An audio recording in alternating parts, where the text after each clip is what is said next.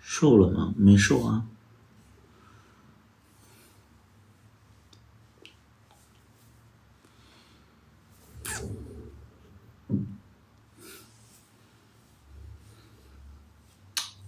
感觉我还胖了呢。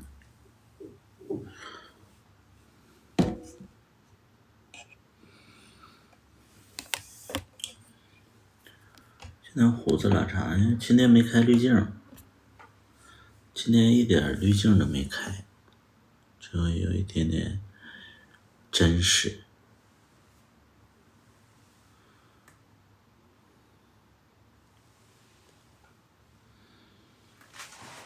没开滤镜就补光，补光，补光，补光稍微好一点。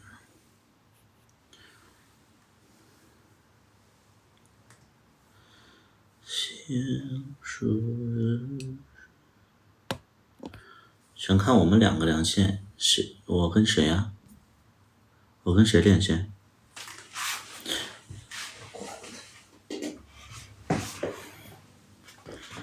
关了发黄哎。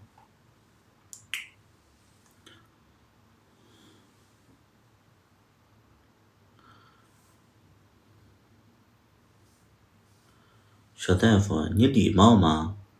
我就想问一下，你们礼貌吗？你跟你前任去连线去了？你们礼貌吗？我觉得情商高一点的都没有真，都长脑子了。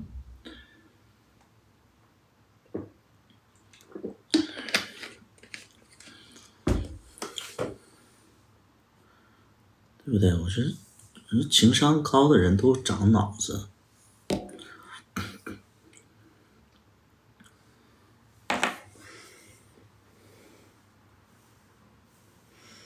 想说的，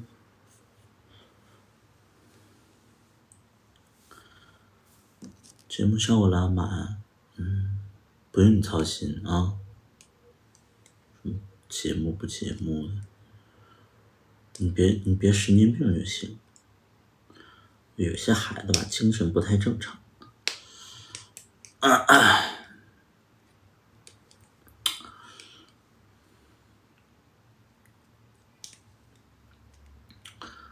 脸焦黄。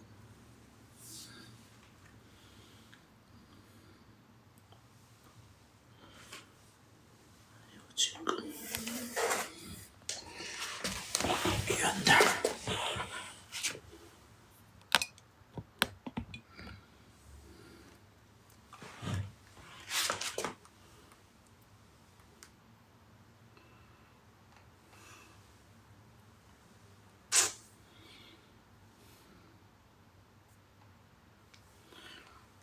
还是开滤镜吧，我怎么觉得不开滤镜好奇怪呀？开个滤镜吧。冷白皮，你看，开完就顺眼好多，你不开真的好奇怪呀。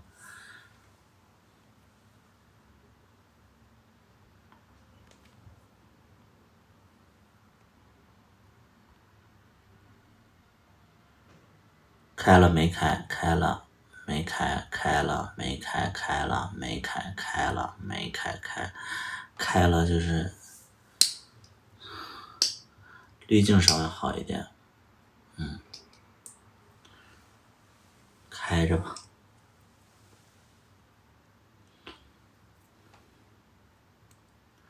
你拍新剧了吗？没拍新剧，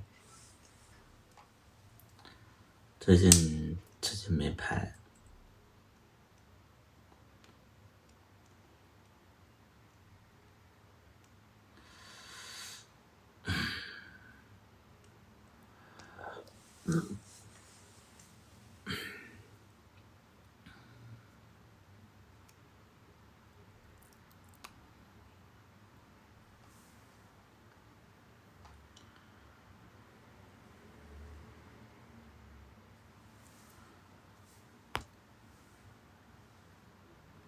主播单身吗？对啊，主播单身。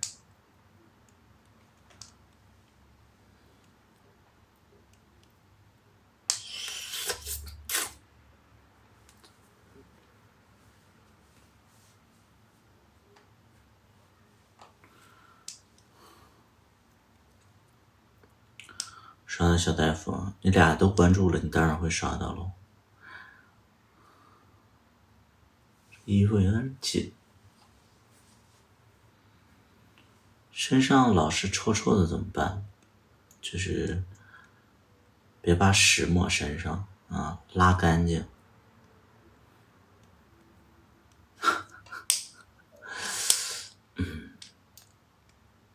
身上老是臭臭的，拉裤兜了呗。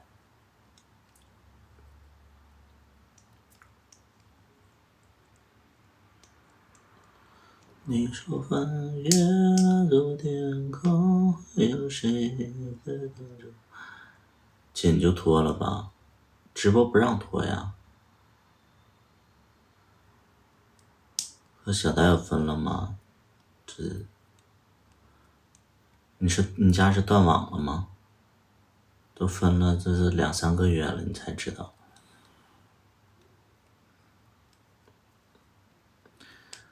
阳光暖的光落，像是你的小酒窝。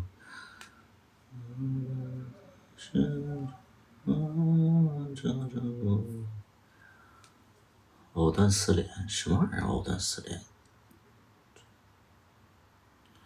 你家没网，你家没网的就心疼你。我之前有个编制的工作，啥时候有个编制的工作？你给他工作吗？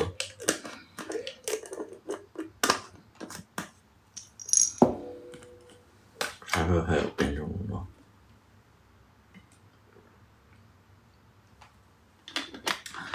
啥时候再发新歌呀？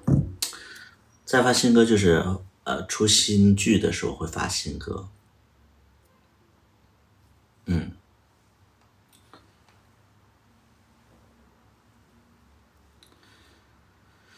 阳光穿透光落，像是你的小酒窝。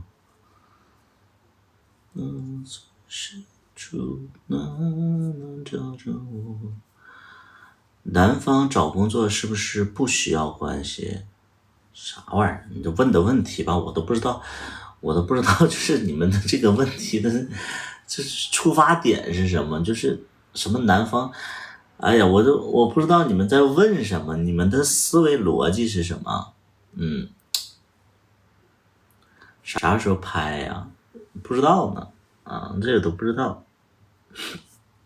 有新剧的计划吗？其实有的，有的，就是反正对不跟大家说了，因为每次说完都放鸽子。对，需要群演吗？不需要。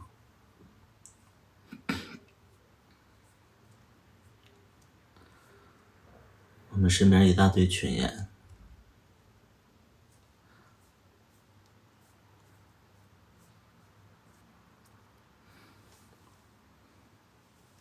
需要主角吗？不需要，都已经选好了。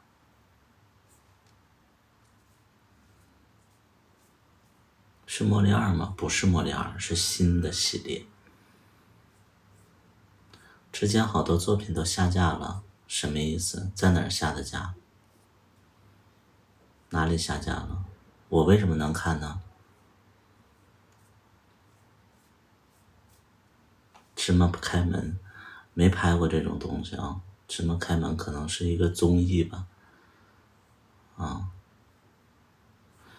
哎，直播真的好累，就聊天我真的聊不下去，你知道吗？芝麻开门。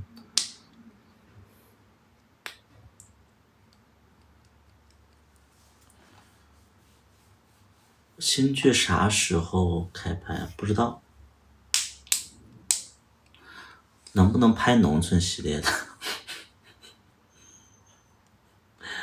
农村系列啊，农村系列我们得找景啊，特别难啊。拍农村系列，关键我是能演农村人，他们其他演员都演不了。我们之前要拍一部就是乡下的那种题材，但是觉得他们不行。我这能演农村人，因为我觉得我本身就是土土的，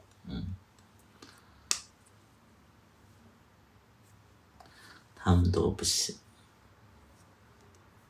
还是城市系列，都叫尝试，我觉得尝试尝试，而且你在农村拍戏其实蛮好的。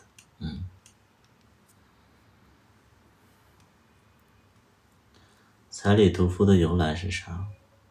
这叫城正的，我就城正的，你可以闭麦，就城正，这个叫城正的这个人，你说话我不知道你的逻辑和你的出发点，我都不知道你在说什么，所以我们跟你搭不上话，你知道吗？就你问的一些问题，我真的我不知道该怎么回答。你可以闭麦，你可以去看小大夫，就他说的话就好像精神错乱的人会说的话。以后在北京了吗？也不一定说在北京啊，也不一定说在北京，但是未来的2年左右可能会在北京。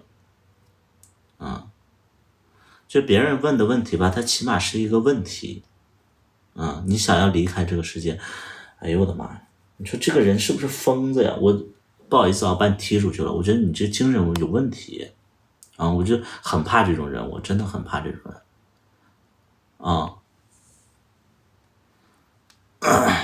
他左一出右一出的，他说话其实挺奇怪的啊。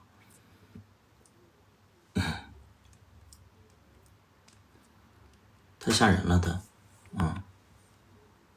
拍戏肯定还是北京我觉得北京可能拍戏会更好一点就可能因为这边有专业的人在去做这些相关的一些内容，所以我就会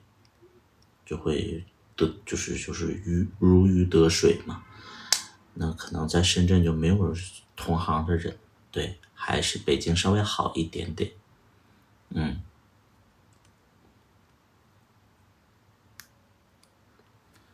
而我今天刚把那个北电的那个报名报了，7月份就要考试了。去别的城市取景吗？我刚来北京，我去哪儿取景去？我刚来北京，然后我去别的城市取景，我这闲的吗？我这不是？北京没有你想要的景吗？拍搞笑剧，搞笑剧多难呢？你们可能觉得搞笑剧看着挺轻松的，但搞笑剧你能让别人笑，非常非常难。为什么有的这个，你看那个就是沈腾他们出的一步一步的，然后被大家骂成什么样了？你看沈腾他们被骂成什么样了？哪怕沈腾他都是喜剧大师，他都被骂，更何况就我们这种呢？就比如说《爱情公寓》，我每次就是身边总会有一些人就吹捧爱情公寓》，我觉得《爱情公寓》真的很尬，一点都不好笑，浪费时间就非常非常浪费时间。没有定罪，就是出于好奇问问，你可以问，但是你得根据别人的聊天方式去问，或者说你得先了解主播，然后你再去问就比如说你家刚死人，然后你说哎那个最近开心吗？就是你可能就是问的不太合时宜，能明白不？喜剧第一成功的是那种神剧，对，神剧其实大家更多的是调侃，也没有觉得好笑。我就觉得就是让我觉得真的好笑的这个剧就是那个电视剧，真正好笑的剧就是那个《武林外传》，我觉得好笑的，但《武林外传》也不是那种大笑的那种，就是只会觉得轻松然后就会觉得看着挺有意思，挺热闹的。但《爱情公寓》是我看了以后，我都觉得说，哎，真浪费时间。就我真不知道《爱情公寓》它为什么会被大家就是评分那么高，就是没有笑点的，而且《爱情公寓》的梗都非常非常的老。但凡就看那个网络的一些东西，我觉得《爱情公寓》就很剧本很薄弱，它跟那个同福客栈的那个还蛮好玩的。喜剧很牛逼，喜剧很少有牛逼的。那我说实在的，我觉得贾玲和沈腾的都很好，但是他每一年都被骂啊，每一年都被骂。你像贾玲的那个热辣滚烫啊，包括那个李焕英啊，这两部戏都莫名其妙被骂。我觉得这两部电影已经非常非常好了，我就觉得非常非常好笑的，甚至都能超过那个，甚至那个有几部都能超过沈腾的剧，沈腾的作品啊。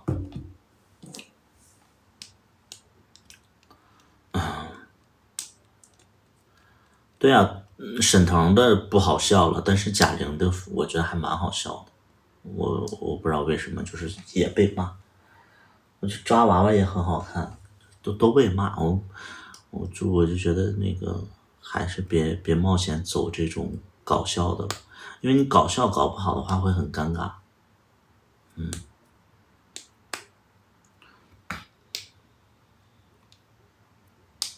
你啥时候拍剧出作品？今年我觉得我会拍啊，今年的话我觉得我会拍，就是，至于什么时候上我不知道。我的规划是今年肯定有一部片子，但是可能是一个小片子，因为今年要上学，可能考试啊怎么样的，然后就是没太多精力啊，可能要那个有学业这一块儿，当然也不确定。如果就是考不上的话，我就有机会拍；如果考得上的话，就拍一部小的。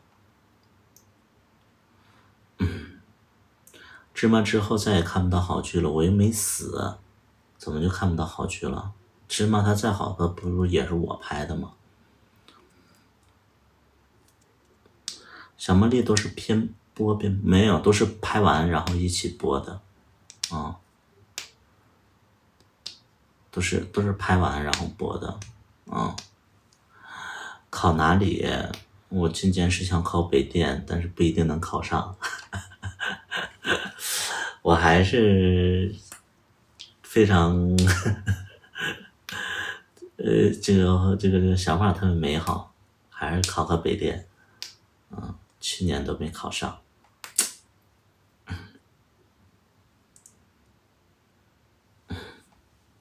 因为我觉得大家也知道北电的含金量有多高了，所以我觉得我考不上，但是我还是想努力一下，就是不甘心嘛，就考一下嘛，对不对？冲就完了。进修班，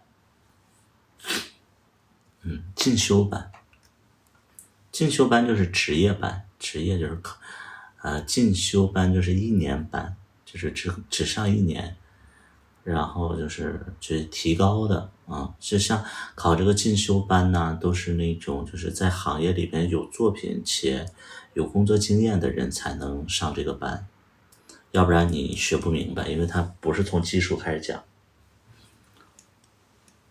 考什么？考面试啊，考面试，考资历。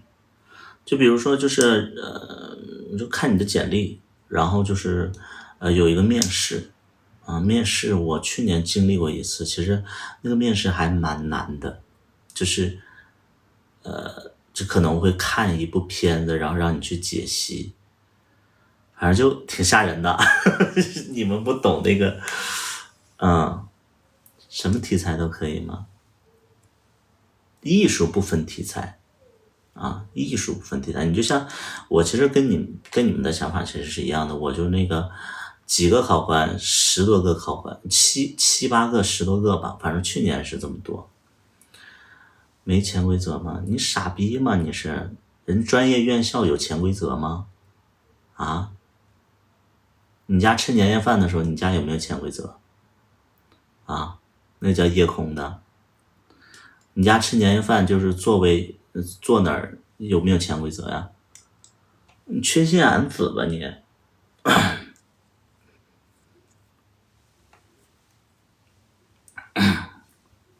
反正去年就是给我们看了一个泰国的一个广告片，然后我们看完广告片以后问我们这个讲了什么，然后你要描述的非常的清楚，且你理解是什么，因为泰国的片子你肯定看不太懂嘛，看不太懂。秋风瑟瑟，你妈死了，你又来了，你来报丧来了吗？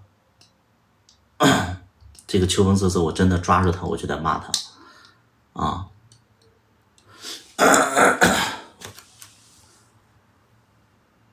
傻嘚儿，拉黑。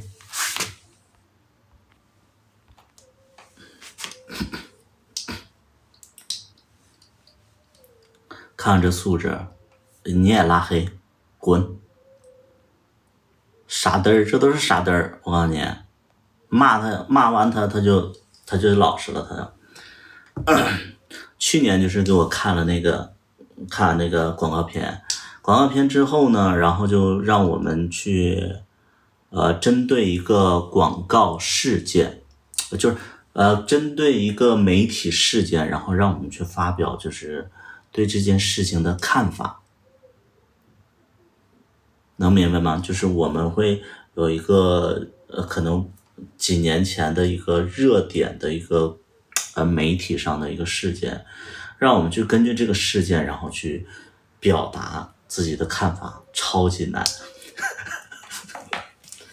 超级难。哎呀，我就觉得说，而且那帮那个就是那个北电的老师啊，他们是没有表情的，就是他们给你命完题之后，然后你就坐在那儿，然后本身那几个老师都是特别严肃的老师，而且年纪都比较大的老师啊，就都是50左右的那种，就那种教授的级别，然后就特别旁边架着机器，你知道吗？就是北电的考试，我不知道，就是你们看没看过，就是杨幂他们考试都会有那个，就是现场的摄像机。我们考试的时候，现场也架着摄像机，压力特别大，然后就是气氛就非常非常的压抑。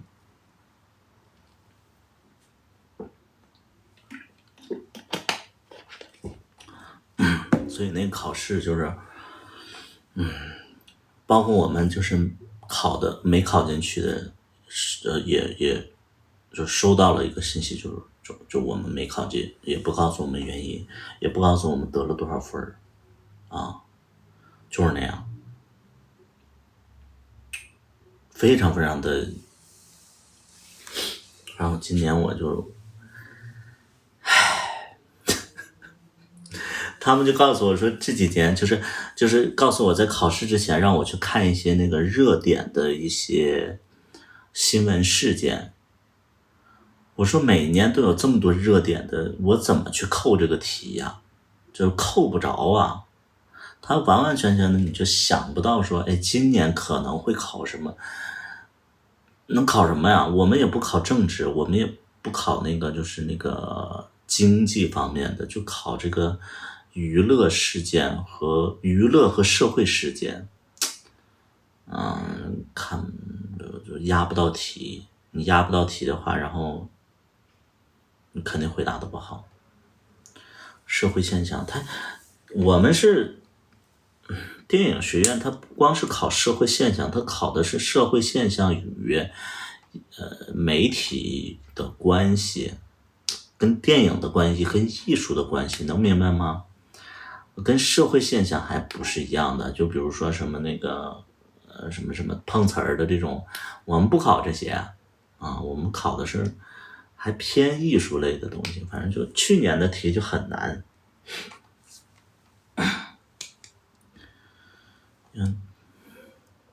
那还挺难的，非常非常难。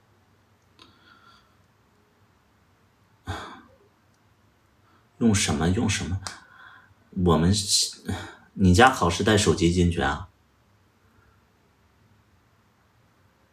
直播我是非常没有耐心的，就一些就是稀奇古怪的人混进来，我就真的没有耐心。你家可是带那个手机进去啊？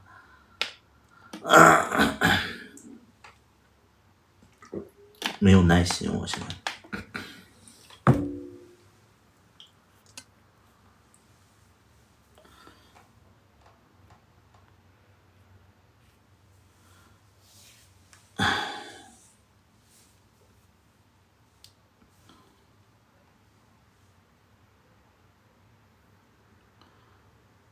你本就没文化，就别硬凑了。你有文化，你瞅你起这名都没文化啊！这哪个小号啊？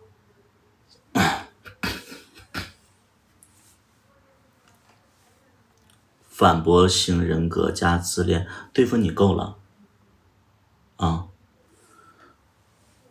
放下你的身段。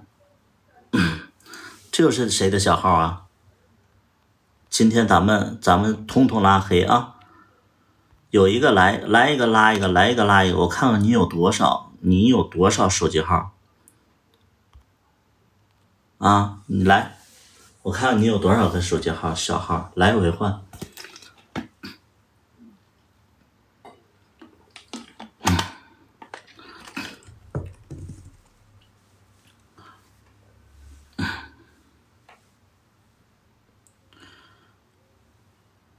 光听着就觉得挺难的，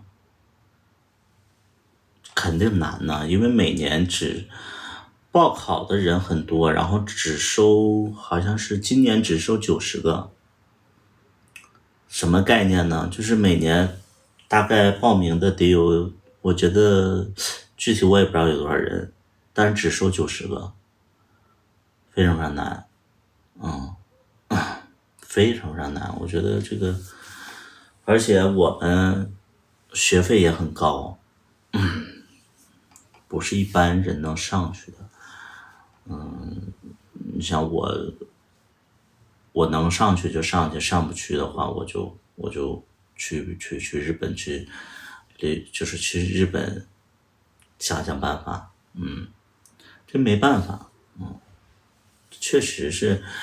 你想想，就是这个北电，它有多厉害的学院了，它已经是，它起码在中国来讲的话，它可能就是前2名嘛，啊，非常非常厉害的学院了，已经。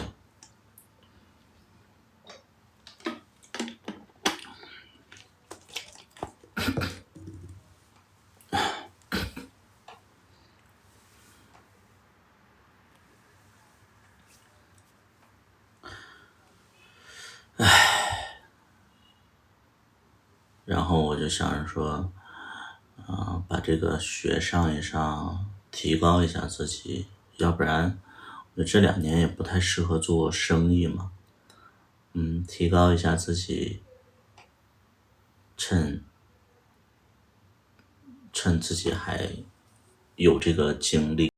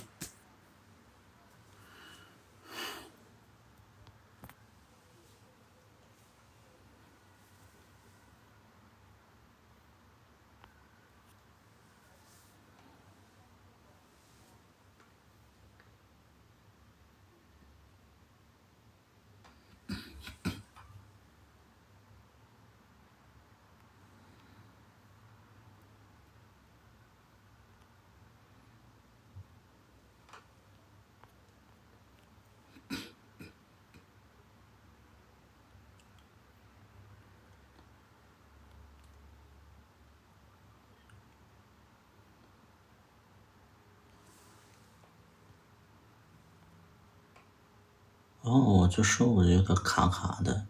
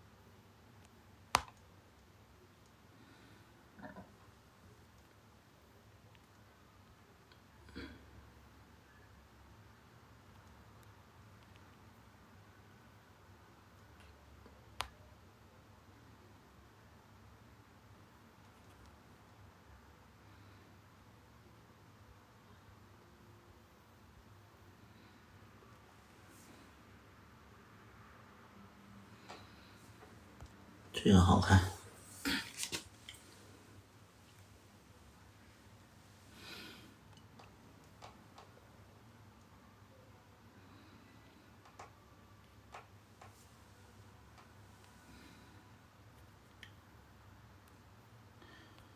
我要去看的最远的地方。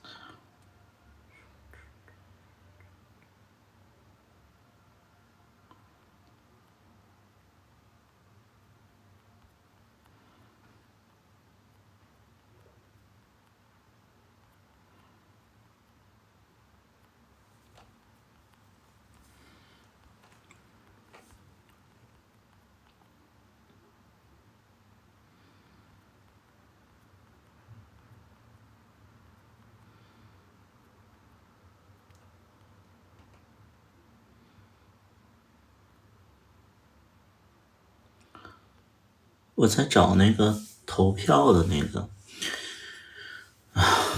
没有。主播最近直播频繁，闲着没啥事儿。你在弄啥的？找那个，我之前记得有一个什么投票什么的，找不到了。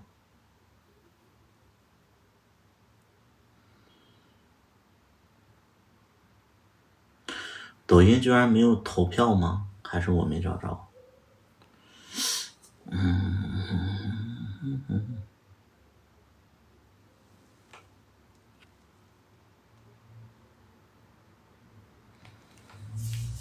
投票不是那个，不是礼物投票，它这有个什么礼物投票，但是我想找的是那个就采访的那个，就是调查。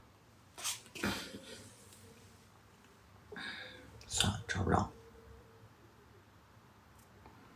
我是真找不着啊。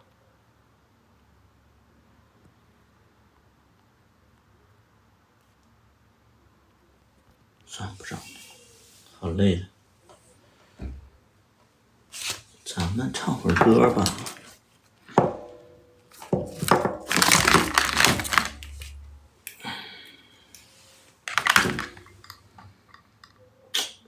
怎么断了？操！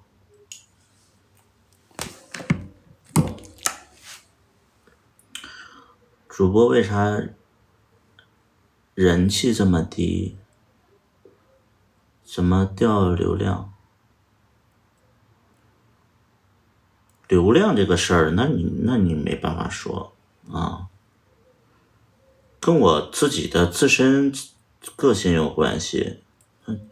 再一个，你看那个就 TVB 的那帮人，你们能看到那个 TVB 的那些就是演员在直播吗？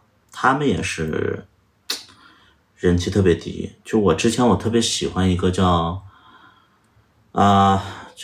演过很多的那个叫那个女孩，然后就演我忘了叫什么名，反正就是 TVB 的那些演员在抖音上直播人气也低。再一个就是个性的问题，有的主播他可能比较温柔，然后大家可能普遍都喜欢那种主播。那我的个性就是会比较的，就看不惯我就怼啊。你就像刚才有人就是问我说，北电考试有潜规则吗？我忍不了，就是我会觉得说你拿一个艺术院校，然后你就会说什么有潜不潜规则，我觉得这个是非常傻逼的行为。我这个我就直接骂过去了啊，因为北电在我心里就属于艺术的殿堂，就属于很高的一个学校了，在我心里就是很重要的一个学校了。然后这个时候有人说你们考试有那个潜规则吗？我们考试他妈在那个学校里考，完了有摄像机架着，怎么潜规则？你告诉我，脑子不好吗？这都是。然后关键有的傻逼呢，有的傻逼看我直播间里有人在怼我，他也在怼我，跟风怼，都拉黑啊。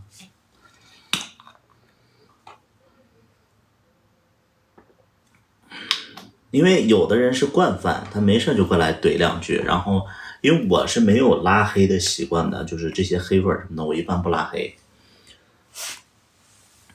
不是一般不拉黑，我就真的不拉黑。今天我是觉得说，黑红也是红，不是你要就有的人他就是造谣成性啊，就是前两天就是有人就有人说造谣，说那个什么，说我来北京上学是因为有一个什么建材的一个老总，还姓李，有鼻子有眼的啊，做建材的什么什么李总什么的，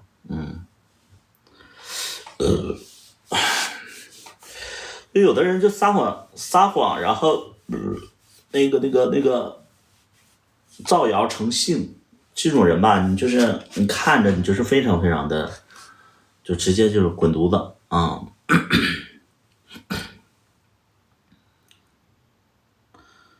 还有中戏啊，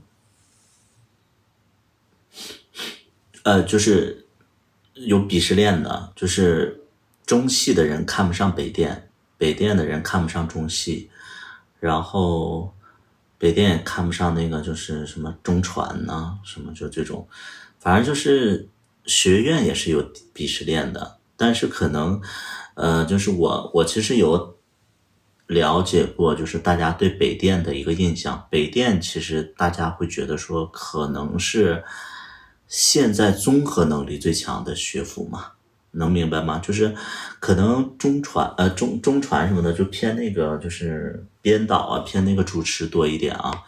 但是可能北电来讲的话，北电其实它可能更接地气，商业片多一些，商业片的导演多一些，而且北电其实大家想在这个学院里学到的是，就可能真的比较接地气的，不是不是接地气，就实用的一些人脉和就是技能。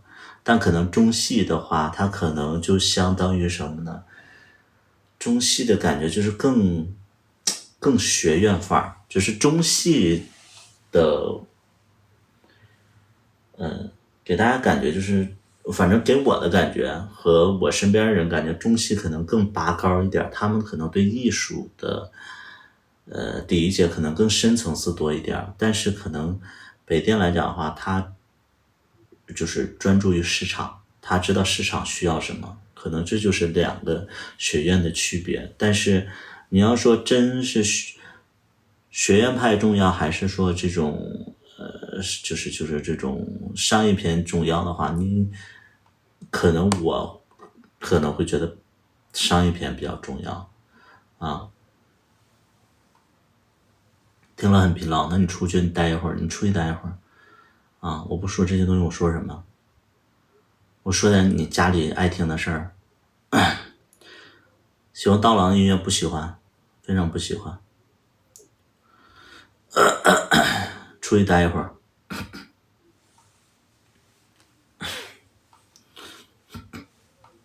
就是刀郎的音乐我欣赏不来，我觉得对刀郎的，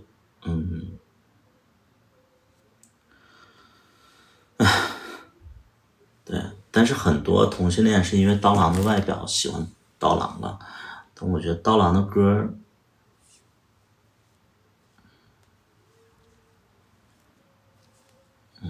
我不行，刀郎的歌我不行。经常刀郎和那英在比，我完完全全是那英那一挂的，我不是刀郎那一挂的。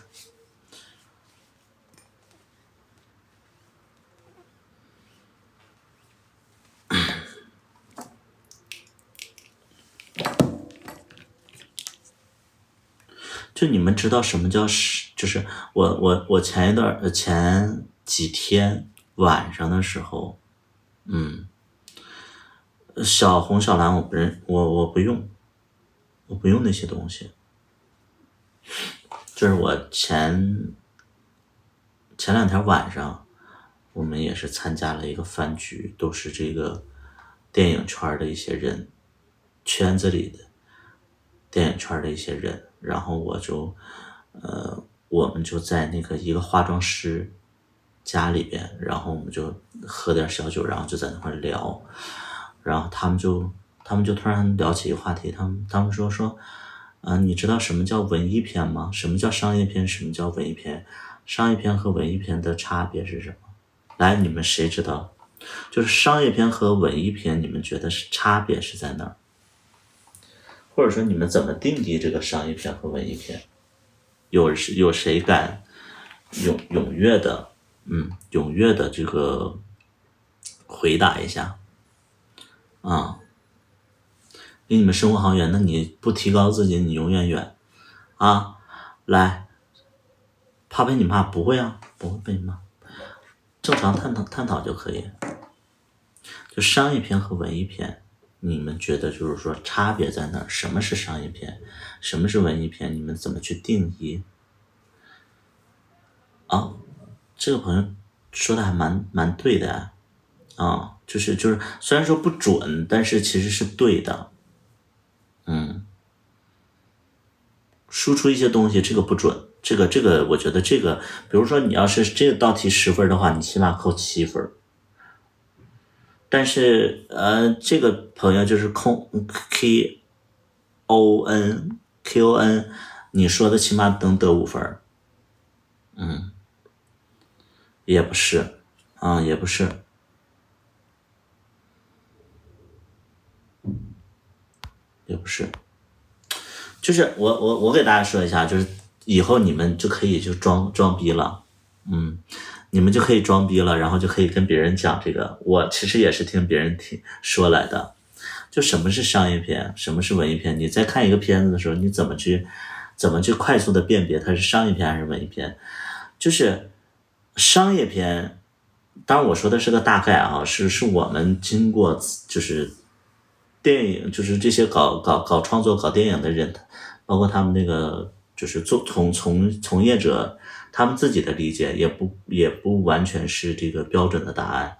就我们分辨商业片和文艺片最主要的区别就是，文艺片是通篇它都在讲一个情绪，一个状态，且故事内容不发生太大的改变的。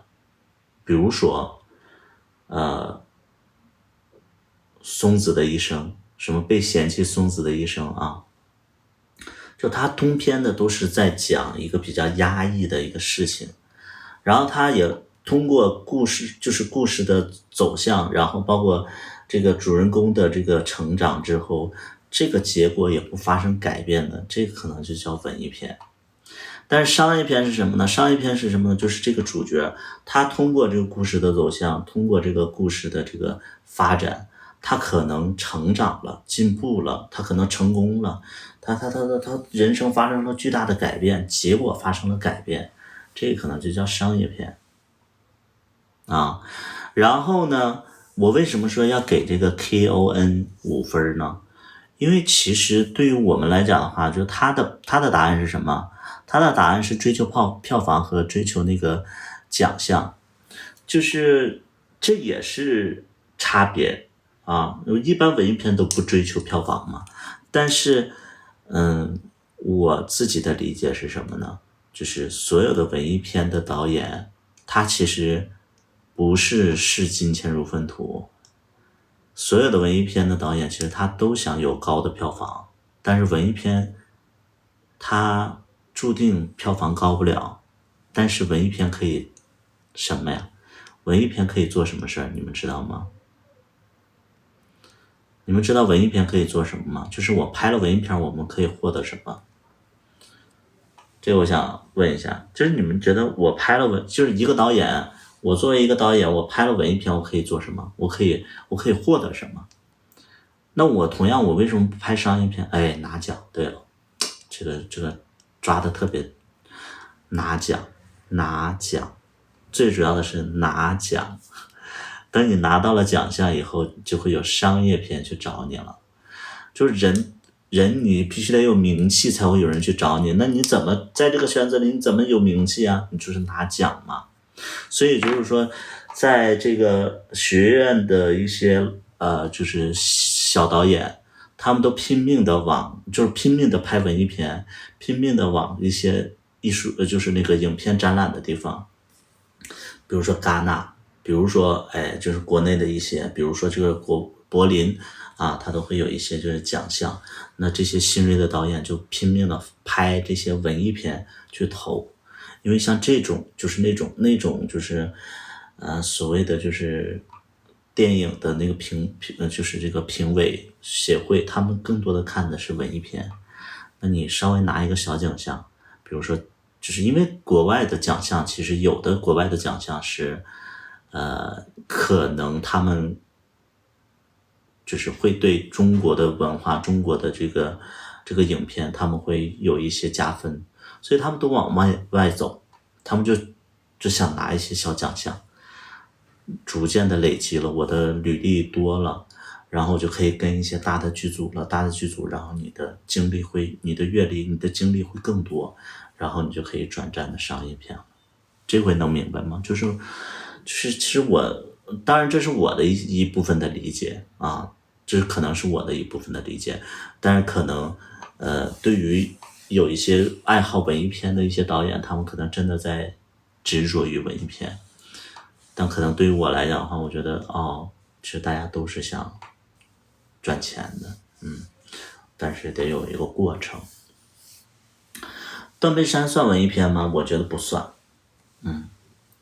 我觉得是不算的。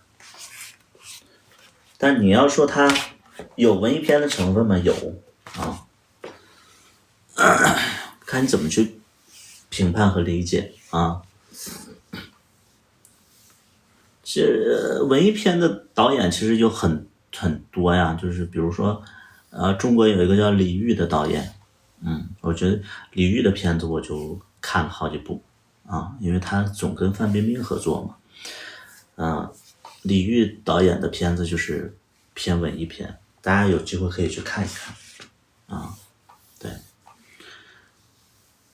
我有没有腿毛？我有腿毛，但是我这个就滤镜嘛，而且手机摄像头它没有那么高清，这不全是腿毛吗？看不见吗？对。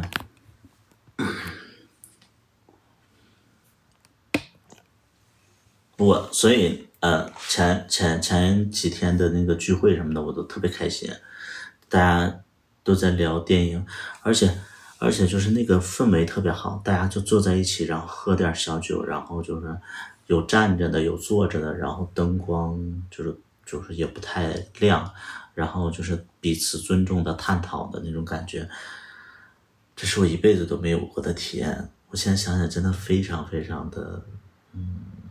就是跟自己的梦想的那种状态真的又靠近了一步，大家真的去交流，然后就是而且就是我们其实那天有很多的重量级的人物，但因为大家都是圈子里的人，且年纪都不太大，但是他们已经非常非常厉害了，他们可能是在视频平台里的一个高管啊，甚至是可能都年薪可能200万以上的一些人啊，大家在交流的时候真的是哇，就是说彼此尊重且就是就真的会让你受益很多。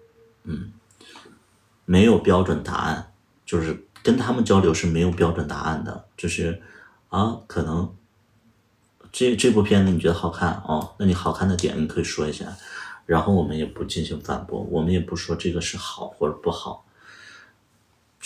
就原来电影学院的这个氛围是这样的，我还很担心，就是你知道，因为我还很担心，就是大家可能成就已经很高了，然后就再加上北京这个圈子，其实都有一点，北京这个圈子其实是有一点点，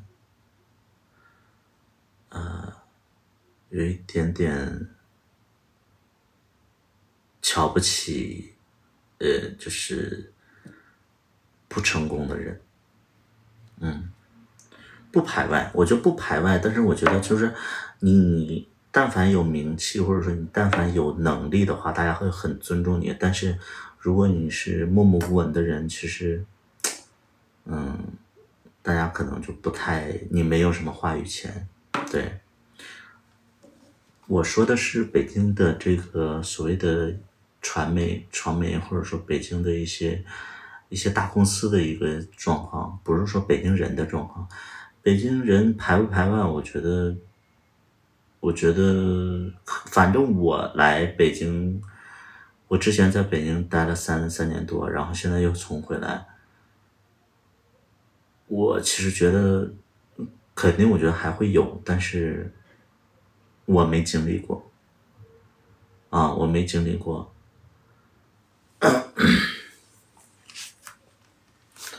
所以我觉得，北京还是偏北方但是北京人的脾气确实是急，但是这一点又跟我们东北人很像就我们都，这就是我还蛮喜欢北京而不喜欢上海的主要原因就是我们急脾气，你比如看不惯谁，我们就骂过去了，就直接就骂过去了，不计后果的骂过去了，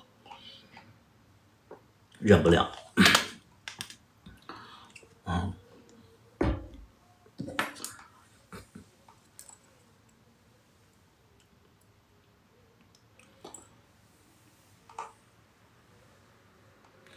反正我觉得北京其实，就这么说吧，为什么我今年明明没有投资，但是我敢去拍剧呢？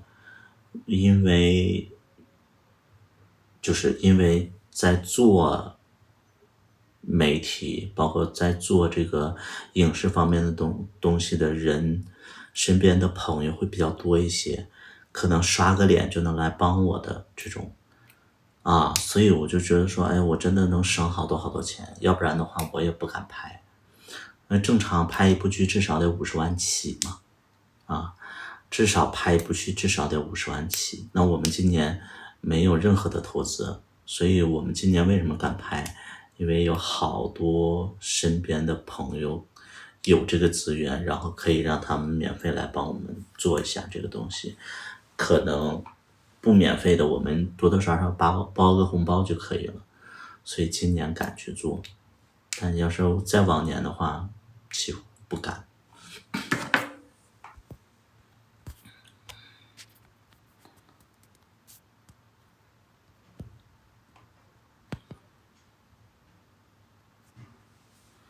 要开拍了吗？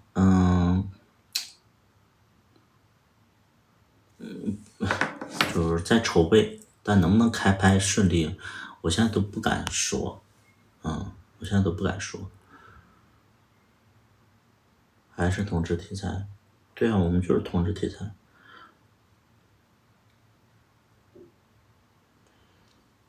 我就是同志导演，我干嘛？我拍个异性恋干嘛？谁看？我拍完异性恋你们会看吗？不会啊。我不拍同性，拍什么？这个，我觉得我没有没有什么要逃避，或者说就是要去改变的。可能以后就是可能以后有机会拍的话，我觉得我还是会坚持这个圈子里的文化呀，我还是会做这些东西。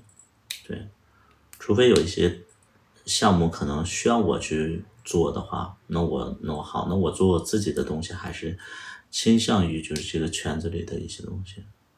我不觉得我要回避，而且其实圈子里的就是所谓的艺术方面来讲的话，就大家不太忌讳，可以再小众一点，熊熊虐恋。本身我的审美我就不喜欢熊，再一个呢，我拍这么多年熊片我已经拍够了。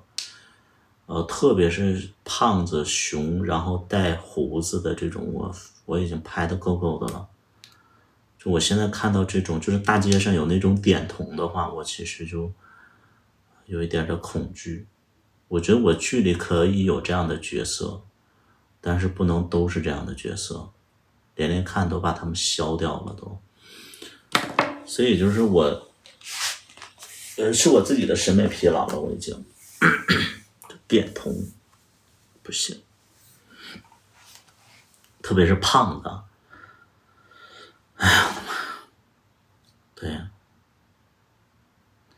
如果说你们喜欢看这种熊的话，可以往台湾呐、往日本去看一看，因为台湾、日本现在还是主要做的还是熊。对，我已经恐点通了，真的是这样。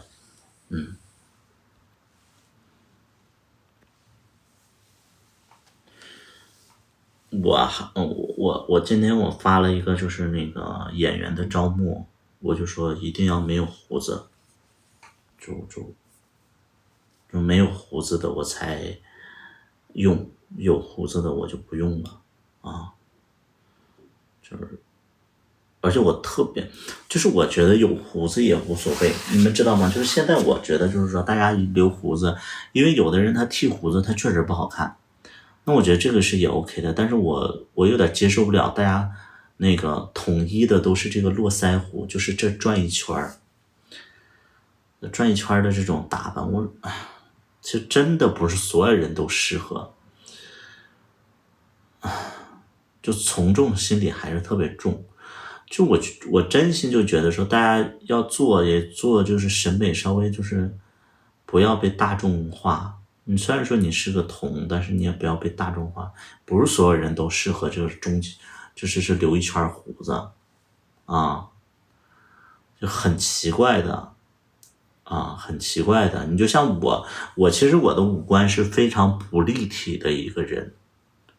如果说我再留一圈胡子的话，我的侧脸就像一个暖气，那个叫什么暖壶一样，我的侧脸就像一个暖壶一样，它并不好看，好吗？你就可以留一点点呢，或者是这上面你都可以剃掉，对不对？你像个暖壶一样，你干什么？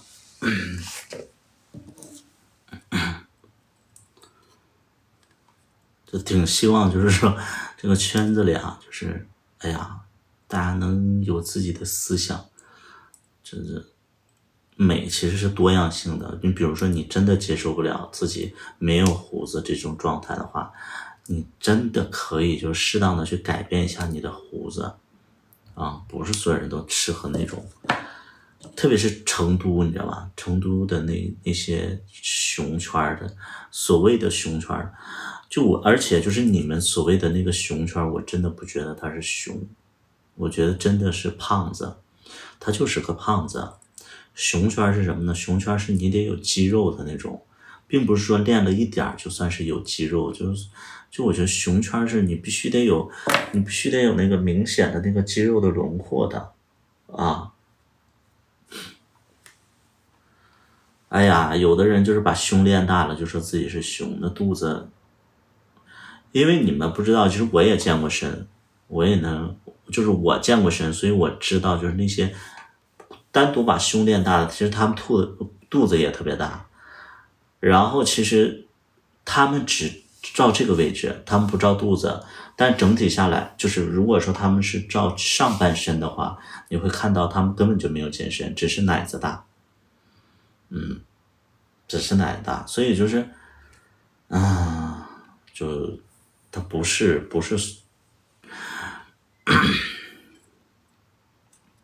身体怎么样无所谓，身体怎么样无所谓，他小也行嘛，就是那个，就这个叫光线的，就比如说一个熊，它长得好看，但是它小行吗？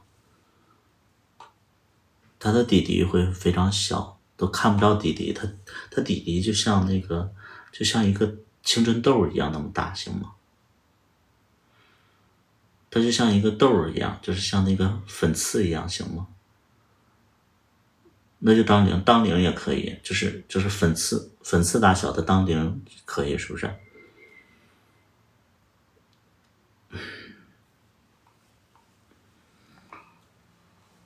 跟韩国人，你给我滚！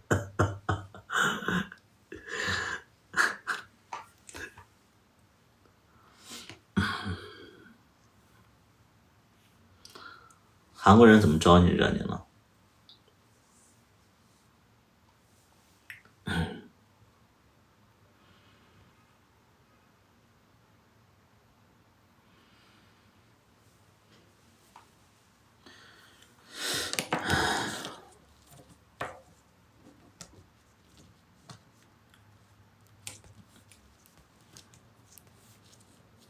反正我建议大家就是审美是多样性的啊，就不要被一种审美所困住了。我觉得你可能今年留这样的发型，明年你要换另外的发型，你要接受新鲜的东西，不要就是10年前你喜欢胖子10年后你还喜欢胖子，就你不觉得很奇怪吗？就是都在发展，你也在进步，然后你的审美也在改变，然后你喜欢的人居然没改变，很奇怪。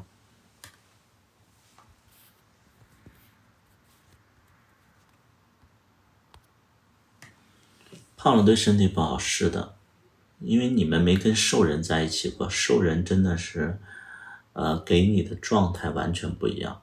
就是因为我跟瘦子在一起过，特别是那种就是，运动的瘦子，啊，他们给你，就是身体里传达的那种状态，真的非常非常好，非常非常好，就是荷尔蒙，我也觉得不，那不算荷尔蒙，就是就有朝气，有朝气，然后生活是精彩的，对，有活力，不像就是一般胖子啊，他们可能就是可能作息啊，然后饮食啊都不注意啊，但是我觉得生活还是对精神状态是好的啊，我觉得那个非常非常好。你像我现在就是典型的，因为肥胖，所以我每天的就是精力和精气神儿就不太好。我就是因为胖，健身的人真的不一样啊。我接受我喜欢我接受所有优秀的人啊，就是所有优秀的事物我都去接受。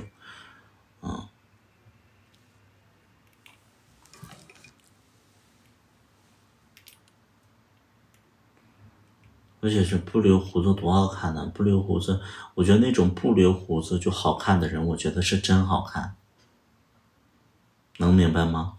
就是没有胡子好看的人才是真正的好看，有胡子好看的，我觉得那可能就是胡子会给你第二次生命之类的。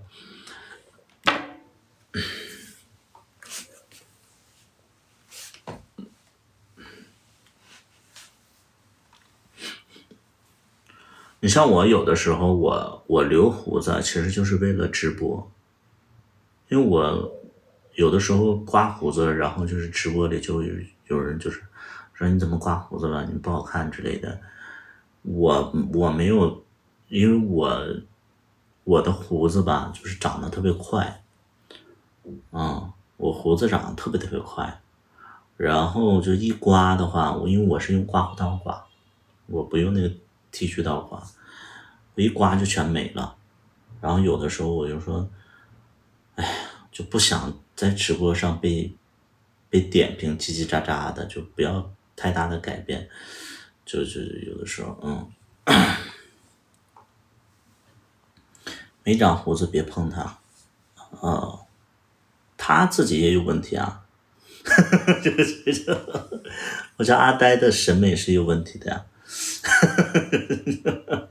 他也不够权威啊，就是这，但是我说实在的，就是二把刀，其实你的长相啊，真的，就是可能你没胡子之后，可能有点像坏人，就是因为，就是我曾经我就是想象过你没胡子的时候，我觉得那你可能就是脸就是坏人脸，对，那你要有胡子的话，可能会憨厚一点。当然也没见过你没胡子的样子，这是我自己想象的。你就像前两天就是他们说你在开拍之前你去健身的，我说我不健身，因为我的角色，我的角色其实就是偏比较正常一点的，我怕我练得太好了。我说那我不健了。他们说少来，你就是不愿意健身。我说没有，我就真的为了角色。怕练得太好了，对，因为我是有天赋的那种，可能练几天就超过很多人了。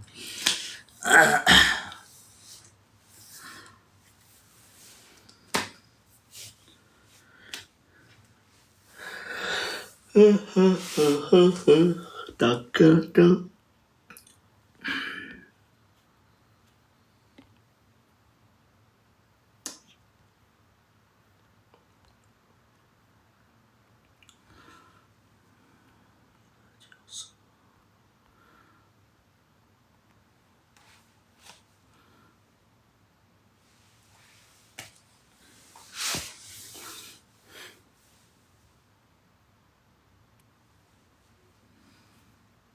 富的流油，富的流油，你什么时候给我看看你的那个性感小照片？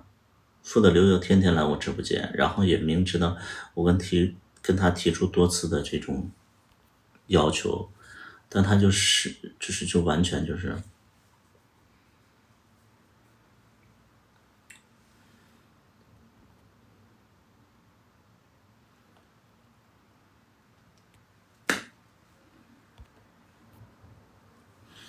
酒吧还在开吗？酒吧不开了，酒吧去年8月份就关了，是去年还是前年？去年。又回北京了。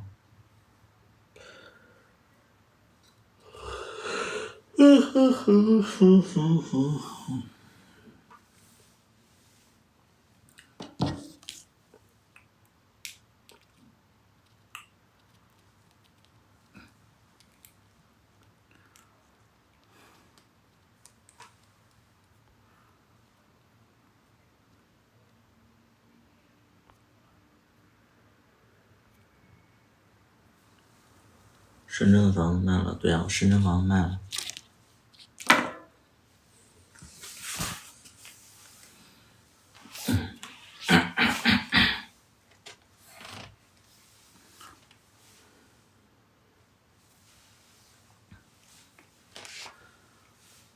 我现在就剩一个房子1辆车，房子没亏吧？你多大年纪？你问这种问题？25岁啊，问这个问题还蛮合理的。房子都卖了，是要通知你吗？车，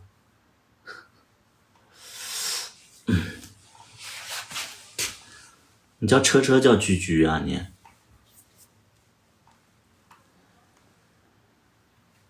这叫车是不是？能通知你最好。居居啊，你叫居居。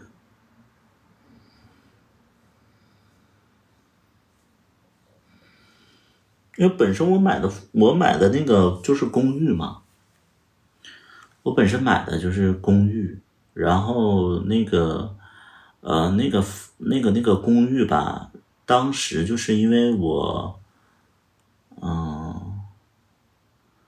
当时是因为我那个来深圳开酒吧，然后因为你好像就是我不知道大家有没有这种感觉，就是你刚去一个城市，然后你做生意，你们没做过生意，就做生意的时候，然后就特别想有一个归属，就是你需要归属感，因为这个城市其实你是完全不熟悉的，然后你需要归属感。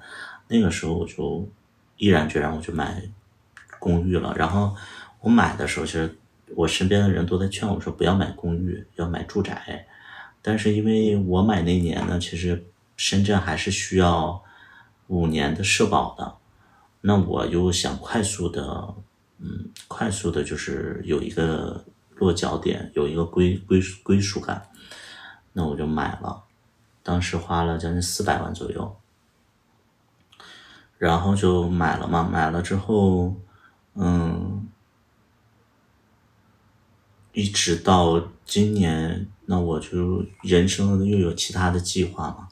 我说那我想来北京上学嘛，就算北京上不了学的话，我去日本上学嘛。对，后来我就决定说，那我在上学之前，我就因为我那个房贷其实是特别多的，我那个房贷，因为我的房子是公寓，公寓就必须得付一半的首付，一半的贷款，就等于我得有200万的贷款，但是公寓只能贷10年，明白吗？公寓只能贷10年，所以我每个月都有2万2、2万3的贷款啊，2万2、2万3的贷款每个月都有，要贷10年嘛。所以我在上学之前，我必须得把这个贷款解决了。怎么解决呢？就得把房子卖掉，然后卖完的房子，然后就把这个剩下的贷款还掉，然后这里手里还有点钱，然后来上学。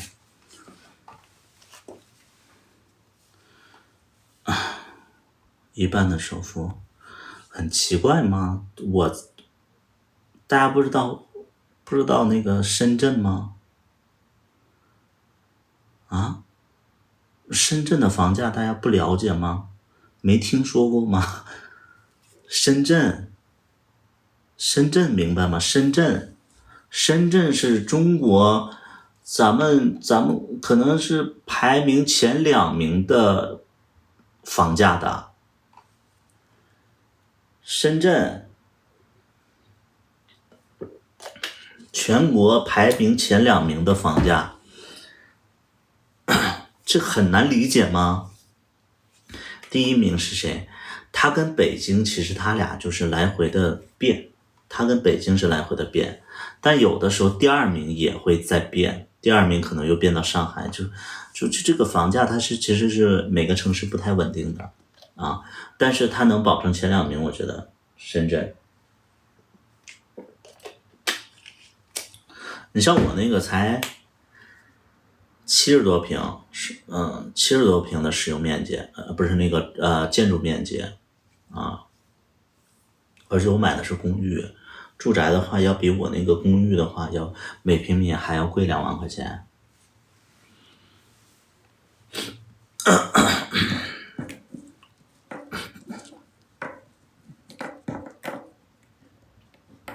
所以我就说卖就卖了。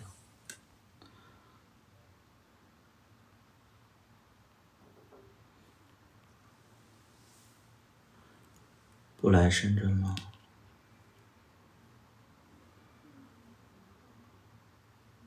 不来深圳了是什么意思？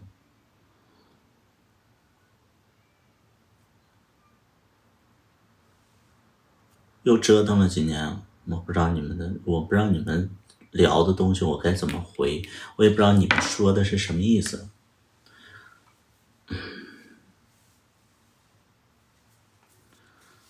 年少有为，有没有可能是你不了解我呢？所以你觉得我是年少有为？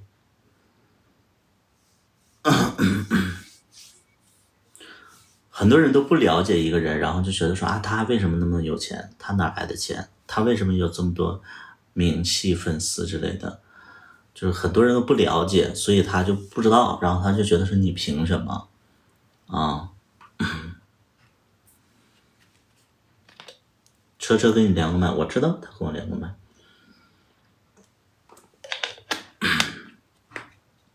我知道他跟我连个麦。很多时候不需要自证，没有要自证，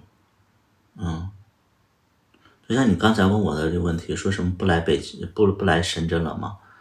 什么意思我都不知道。就你说这句话我也不知道，200万的首付不是一般人都搞得起来的呀。那非得我就是一般人吗？我就不能高于一般人吗？我为什么要是一般人呢？人人都要做一般人吗？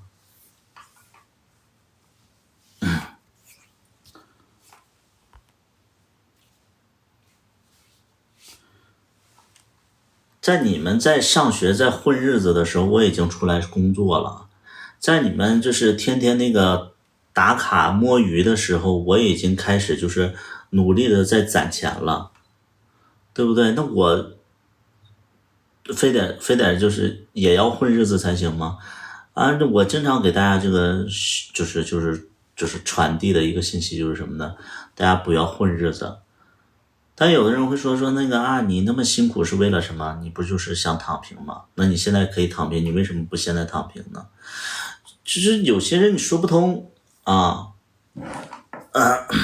所以就是所有人的努力其实真的你就是你自己是能感觉到的，包括你有几斤几两，你自己是能感觉到，别人是感觉不到的。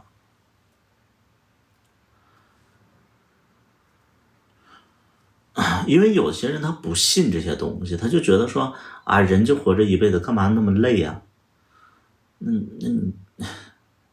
确实是这样。那你看我折腾了这么多年，可能我也只有1套房子1辆车而已。那可能就是你们没怎么折腾，你们发现你们也能混到1辆房子1辆车，那可能我人的寿命又有一些就是奇奇怪怪的一些安排，所以就是每个人可能想法不一样。我是会觉得说我很追求那个人生的那种，我喜欢过山车，就是人生的过山车，我不太喜欢那种就是真正的过山车，我喜欢人生的过山车。我觉得人生就是要起起伏伏才好玩。那每个人想法不一样啊，对不对啊？可能有的人就觉得说啊，我就是浑浑噩噩，我能玩一玩就玩一玩，我出去溜达溜达，对不对？我跟大家想法不太一样。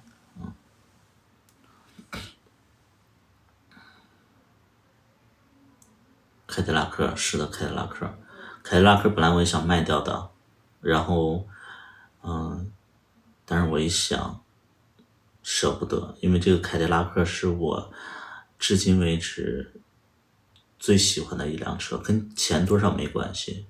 就我觉得这个凯迪拉克就是跟我就比较投缘，就是你真卖掉真的是舍不得，因为可能就是想把它卖掉，然后在北京再买一辆，在这边开一开，但舍不得，就想着说，先放着吧，先放着吧。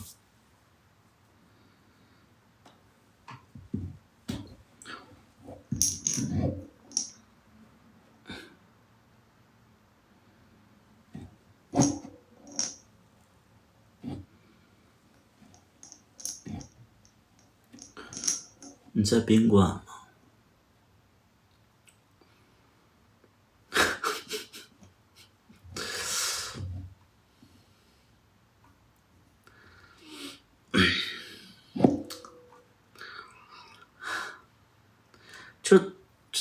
就车，你有的时候让你问我的问题，我真的觉得很奇怪的。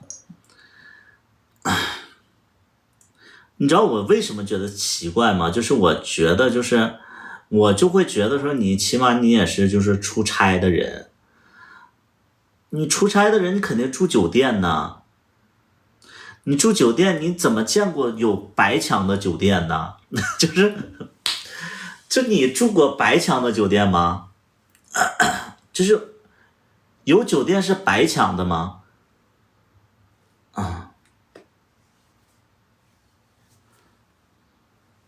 你房子卖了，北京不住宾馆住哪儿？我不能租房子吗？我就很奇怪，就是你的思维逻辑在哪儿？我就很好奇，就我不可以租房子吗？是我因为卖房了，然后我剥夺了租房的那个，对不对？你见过宾馆是白墙的吗？就是我就觉得，你经常出差呀、回北京，对对对对，啊，前几天在深圳，因为什么呢？因为我在那个广东还有一个房子啊，我在广东还有一个房子。前2天我回深圳，是那个就是处理房，就是那个就是卖房子嘛，就是我回深圳是卖房子去了，招待所那一类的。没住过，就是现在没有招待所了吗？现在还有吗？我现在有吗？哥哥们，就是一线城市还有招待所吗？我不知道啊，我好像老家还会有这个招待所，就是什么那个农村还是会有招待所。现在有招待所这么回事吗？我不知道啊，一线城市，反正我在深圳我没见过招待所啊，而且就是你们说的招待所是不是那种就是什么部队的那种招待所？对呀、那个部队的招待所我更住不进去了，那个是相关部门才能进的吧？对，携程你就把价格拉到最低，所以就是说，有的人其实他说的话，其实他就有点瞧不起你，就是就是有的人其实不是想明显的表达我瞧不起你，是他无形当中就会觉得啊，你应该怎么样，你怎么样，就他就他的话语当中就觉得说，哦哦，对，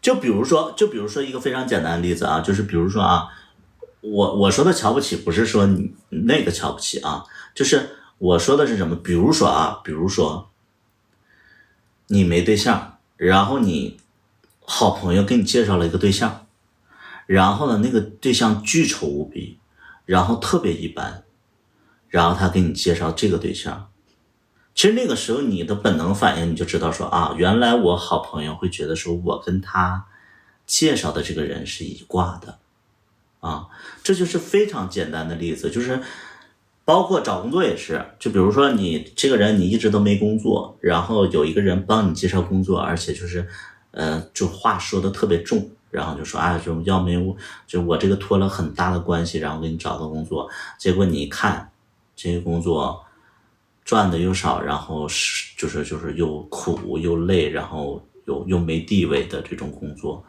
就他可能觉得说你在他心里就是值这个工作，你只配这个工作，这个真的是无意识的瞧不起。你们能懂我说的这个点吗？就是你们生活当中有没有遇到这种事儿？就是反正我遇到过这种事儿啊，我遇到这种事儿。就那个时候我单身的时候，然后也是一个特别，就是特别优秀的一个前辈。他有一天他就跟我说，他说：“哎，白领，你为什么不找对象？”我说：“我最近我没找。”他说：“哎，那个有一个小孩长得就挺好看的，估计也是你的菜，要不然我跟你俩那个撮合撮合。”然后我就看到那个小孩长得真的是素人，就素人。然后可能我在那个前辈的眼里，可能我就是一个比较一般的人，所以前辈给我介绍的也是一个一般的人啊。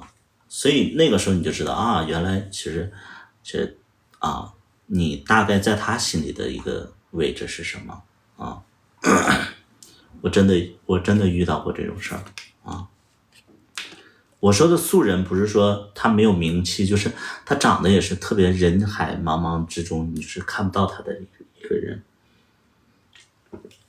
我觉得人可以不好看，但是不要没气质。我觉得一个人就是哪怕你长得丑，但你一定要有气质啊。比如说谁呢？比如说，你像陈建斌，我就觉得他长得不是陈建斌，叫胡彦斌。胡彦斌他长得特别丑，但是他也没气质，但是他因为他有那个音乐的就是 buff 加深，所以就会让他就觉得说非常的有魅力。比如说那个就是扮演那个王安全的那个演员叫那个演员，比如咱们不说别的，咱们就说那个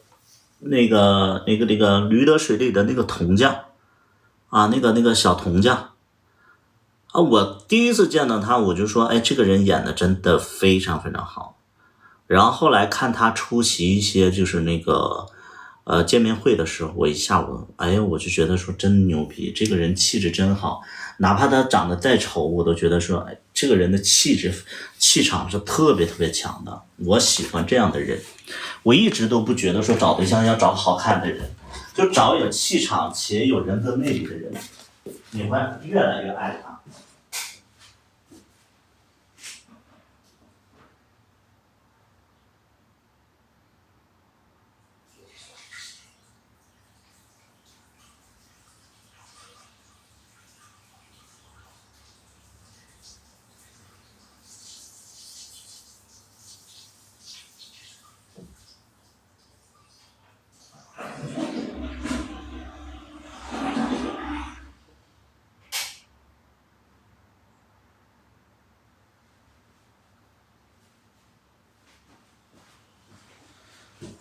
感觉今天尿尿有点分叉。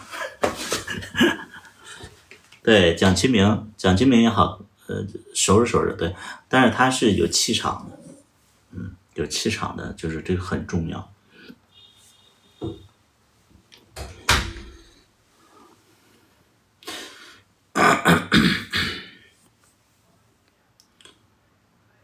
真有朝一日你们真的是，就是能体会我这句话，所以你要出国留学，我没有要我可能就是因为我来北京是，我有点从头讲，你知道吗？就是我得从头讲，我就从哪儿讲呢？就是我那什么，我给大家介绍一下我自己吧。我真的就这个前期就得讲很多东西才能，就是把这些都讲明白，你知道吗？我重新介绍一下我自己啊，我是一个我是一个什么呀？我今年这个34岁，91年出生，我是男，爱好男，这个属性是偏 E，然后 ES，然后就是偶尔也做牛，然后呢，我现在单身。啊，我现在单身，然后我是那个之前我是就是那个餐厅服务员，后来呢我就那啥了，我就一直在外边打工，打工之后呢，然后因为我从小喜欢艺术啊，我喜欢艺术啊。92年，我他妈不刚说完我是91年的吗？就是你的耳朵还是你是你耳朵的问题，还是我漏说了？我记得我说了呀，就给你讲的，你还不好好听。然后那什么，对，刚才我刚说的是91年，然后呢，就是那个我那个时候就上学是不好好上学，然后那个有点青春期，有点那个早熟，然后后来就辍学了。然后我15岁出社会，然后我就做服务员，然后我就做到18岁的时候，然后我就那什么了，我18岁的时候就被那个圈子里的一个人，然后就是追求，然后我就接触了这个圈子的信息，然后从那以后呢，我就开始就是了解这个圈子，然后就因为自己一直在外打工，然后认识了这个圈子里的人之后，我就属于被追求者，所以我就在社会里就没有那么孤独了。然后一直到20岁左右的时候，我就做餐饮管理了。做餐饮管理之后，然后我就赚了一些钱，然后那个时候就明确了自己因为小的时候特别喜欢艺术类，喜欢唱歌，然后就明确了自己想赶紧就是往这方面发展。但是你做这行你肯定需要钱嘛，然后就一直就机缘巧合的，然后就在这个圈子里摸爬滚打嘛，然后其实也算是那个时候也没赚什么钱，但是好歹是餐饮管理比一般小孩要赚得多。我23岁的时候，就是说手里只有1-2万块钱，然后就是每个月能赚个5-6千块钱，反正也能攒点儿。完了后来就是在2024年的时候，不是2014年的时候，然后我就那个就是做了那个酒店前台，不是酒店前台，就是那个健身房前台主管，那是我最后一份工作。然后2014年的这个冬天，就是春节的时候，我认识了我第一任。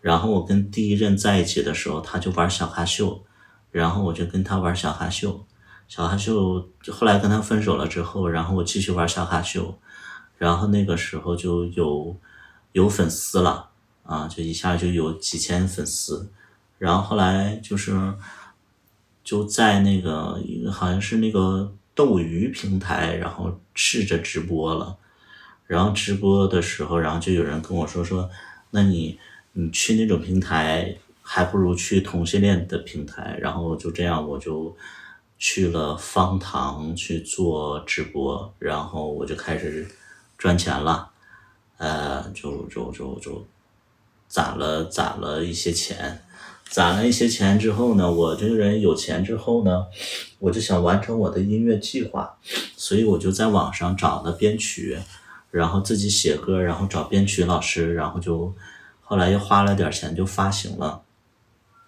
发行之后，然后就名气越来越大，然后就后来我的粉丝做直播的时候，然后他要跟我连线，再后来他直播间里的大佬，然后就知道我是音乐制作就是有原创音乐，然后就想买我的音乐，后来干脆不买了，就直接跟我说想让我去中国好声音，然后他就培养我是做那个做脸呐、做那个就是造型啊，学声乐呀、后来中国好声音没去成，我就跟这个大佬就吵架了，因为这个大佬吧就比较强势。然后后来呢，后来就是大佬，我俩吵完架以后，后来大佬又主动联系我，就是跟我和好，然后我跟大佬就是那个时候就有打算处对象啊，有打算处对象，但是后来知道大佬有对象了，我就没跟大佬处，然后大佬就是就觉得说我挺上进的，然后就给我出了钱，让我去北京现代音乐学院去学音乐。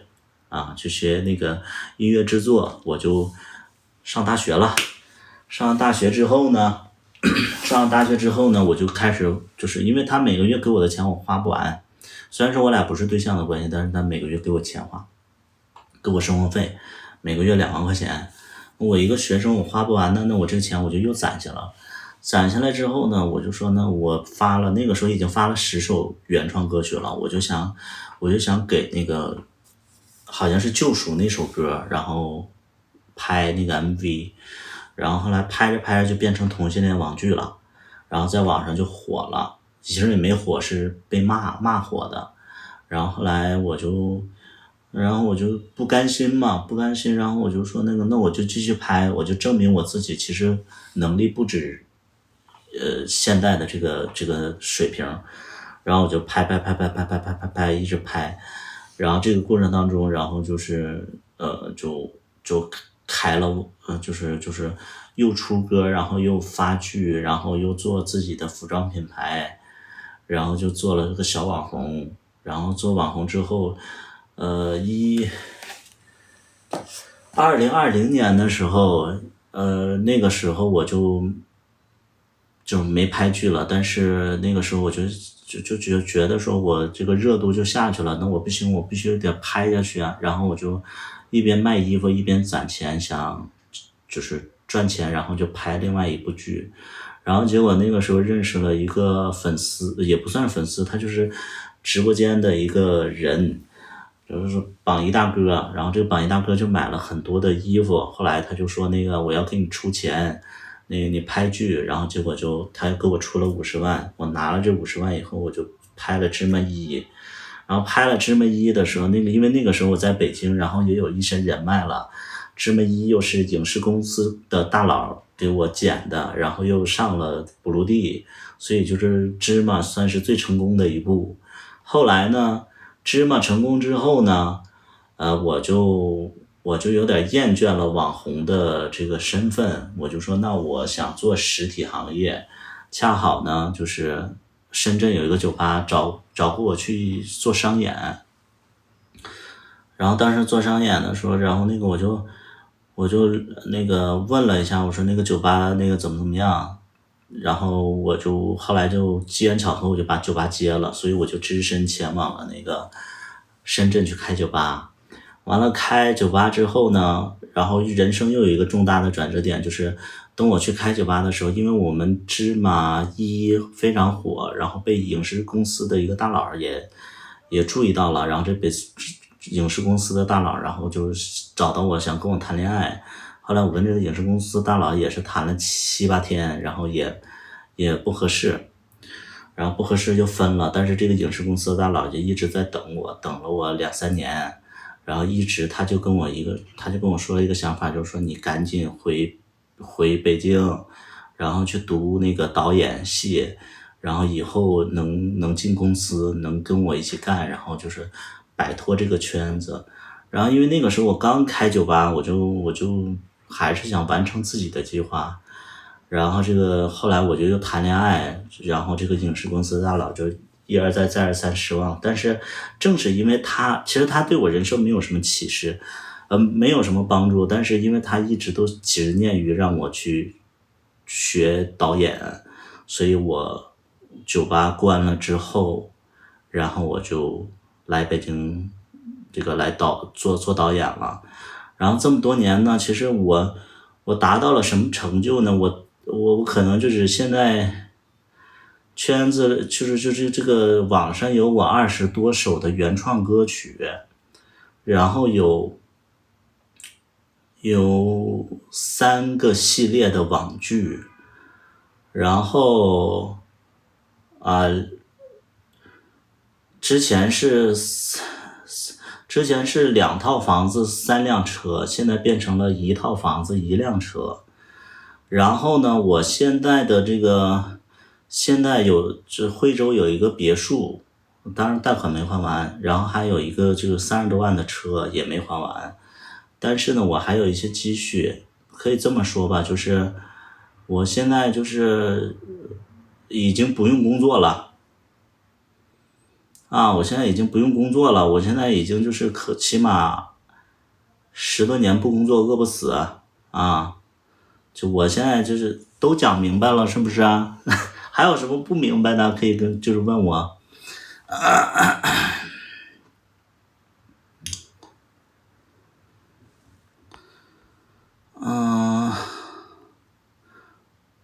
所以你之前相当于没谈恋爱几天就分了。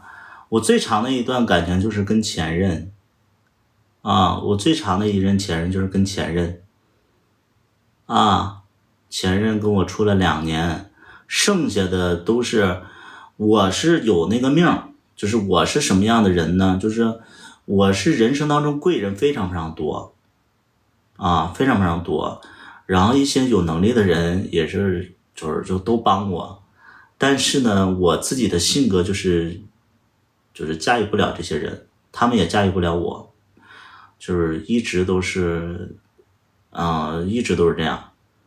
就因为我有几个原则，就是你有对象的我不碰，你那个高人一等的我不碰，就是我性格就这样。那你说有好多的机会我都没有就抓住，因为要有的人有的主播的话，可能见到这些，因为我生命当中的这些大佬可能是真正意义上的大佬，可能都是起码资产上亿的人，那可能有一个人还上了10亿几十亿上了几十亿的这种身价，那一般的主播可能就扑上去了。但是我一直都觉得说别人有不如自己有，所以我不觉得别人有什么我就可以得意忘形之类的。我一直都觉得说他有我反而跟他在一起会有压力。比如说这个人各方面都比我，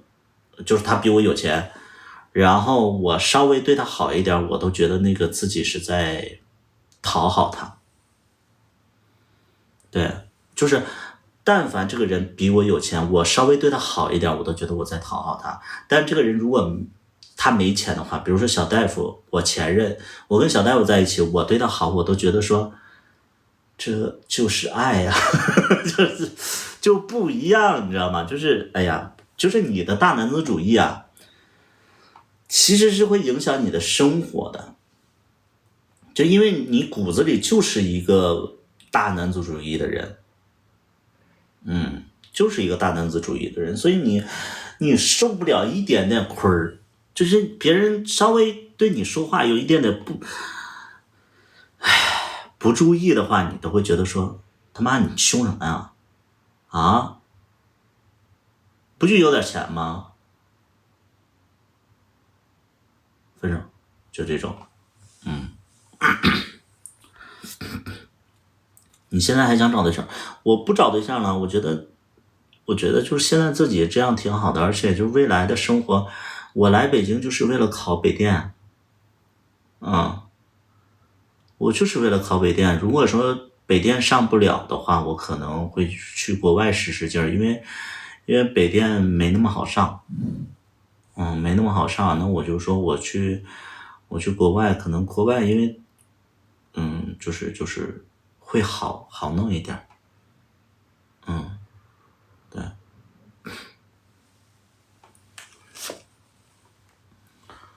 我可以陪你去俄罗斯啊！刚才你问那个问题，就是说你为什么要去日本不去俄罗斯？我的情况不是说我挑国家，是国家挑我，就是我学校挑我，不是我挑学校。学导演，我学导演，对，正因为我现在就是没有生活压力，就是我是有生活压力，但是没有那么大的压力。就比如说，之前就有人说，你知道，就是现在就是有的人就知道我的一些那个情况，然后就说，那你现在来北京肯定又是有人给你出钱呗。我说为什么是别人给我出钱？他说啊，那你那个房贷那么多，然后每个月要还2万多，然后你怎么还呢？就问这种问题的人，他一定是没买过房子的人，或者说他没有房子。大哥，房贷多，我不能把房子卖掉吗？你房子卖掉了之后，你的房贷就没有了呀，对不对？还有一个就是你买房子的人，我告诉大家一点，就是你买房子的人一定是你有这个钱你才去买房子，因为买房子不是做生意，你必须你有这个钱你才能去买，能明白吗？我这些年我就一直被这些人就是困扰，你为什么呢？就是包括那个时候我毅然决然的去深圳，我去开酒吧，有的人说深圳有老头在等你吧，不可能，你北京发展的这么好，你为什么会去深圳呢？没有任何认识人你就敢去，还敢开店，骗谁呀？那边早就有老头在等你吧，他包了你吧，你知道吗？就有这种人，我他妈我是一个血气方刚的一个汉子，我就不能为我自己的行为去，就是我追逐我自己的生活，你知道吧？我就觉得说，他一定就是这么多年，我都是会有这些困扰，就是我去哪儿了，一定是那边有人在包我。就我到哪儿都有人包我，就是我也不知道，就是说大家觉得被包是这么容易的事儿，还是怎么着？就是我到哪儿，我难道我没有自己的追求和人格吗？就是我一定要有人包我才去做这个事儿。那这么多年，我就这么说，写歌拍剧都是非常非常辛苦的，你们能懂吗？就是其实拍剧是一个非常非常辛苦的事儿，因为你们没拍过剧。你们真的就不要说，当明星有什么了不起的？我告诉你，拍剧的人可能就是那些演员可能不累，你试试我这个呢，我所有的剧都是我自导自演自写自筹备，我是在剧组里我能分10个人用，我干嘛不累啊？一个演员他可能就演好自己的角色就好了，我是全都我来，不就非常简单，就是餐厅定在哪儿，然后借景的时候谁来跟这个老板去沟通，都是我来。拍剧是非常非常累的，就是我每次拍剧我都得累，就是瘦10斤吧，每次都得瘦10斤。你们不要觉得这个很好做，包括有人说写歌那还不好写吗？那他妈的你写一首啊！写歌真的是一个也是非常熬人的事儿，因为我们几乎就白天都写不了，就得晚上写。然后我真的说句不夸张的点，就是我当时为了写歌，我故意把自己弄得抑郁。什么意思呢？人在欢乐的时候是写不出悲伤的歌，你们这点你们能懂吗？就是你在生活特别顺特别满足的时候，你是写不出来那种就是什么小说呀救赎最后我们也没有在一起这种就是特别悲伤的歌。然后那你怎么去调动自己的情绪呢？就让自己就沉浸在这个情绪里边。那个时候我前任都已经跟我分了将近他妈4、5年了，我还非得把他从破烂回忆里把他拽出来，我就揪着人不放。然后我就把自己弄得特别的悲伤，然后特别的压抑，特别的这个每天白天睡觉，然后晚上就是万籁俱，也不是万籁俱静，就是夜深人静的时候，你就在那块回忆你跟他的甜蜜瞬间，然后你就榨干他对你的每一段情感。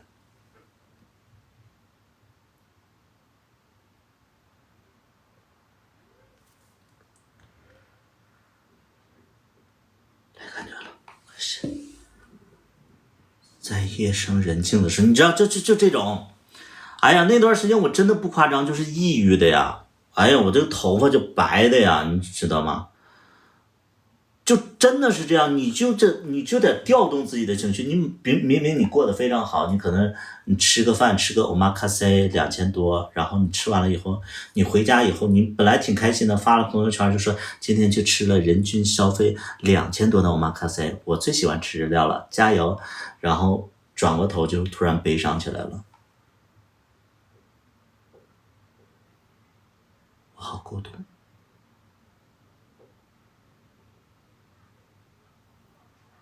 是你吗？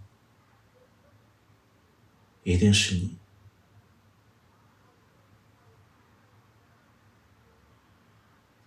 你又来了，你能不能放过我？就这种，那神经病，对，非常非常神经病的一个，对，所以就是写歌，其实真的不像大家想象的那种啊，随时随地能写出歌，那他扯犊子啊，那扯犊子那都是，那肯定就是买的歌，因为有一种，你知道，就是我起码我听过，就娱乐圈里啊，我起码听说娱乐圈里有一个才女啊，有一个才女，她最出名的一首歌是她买的，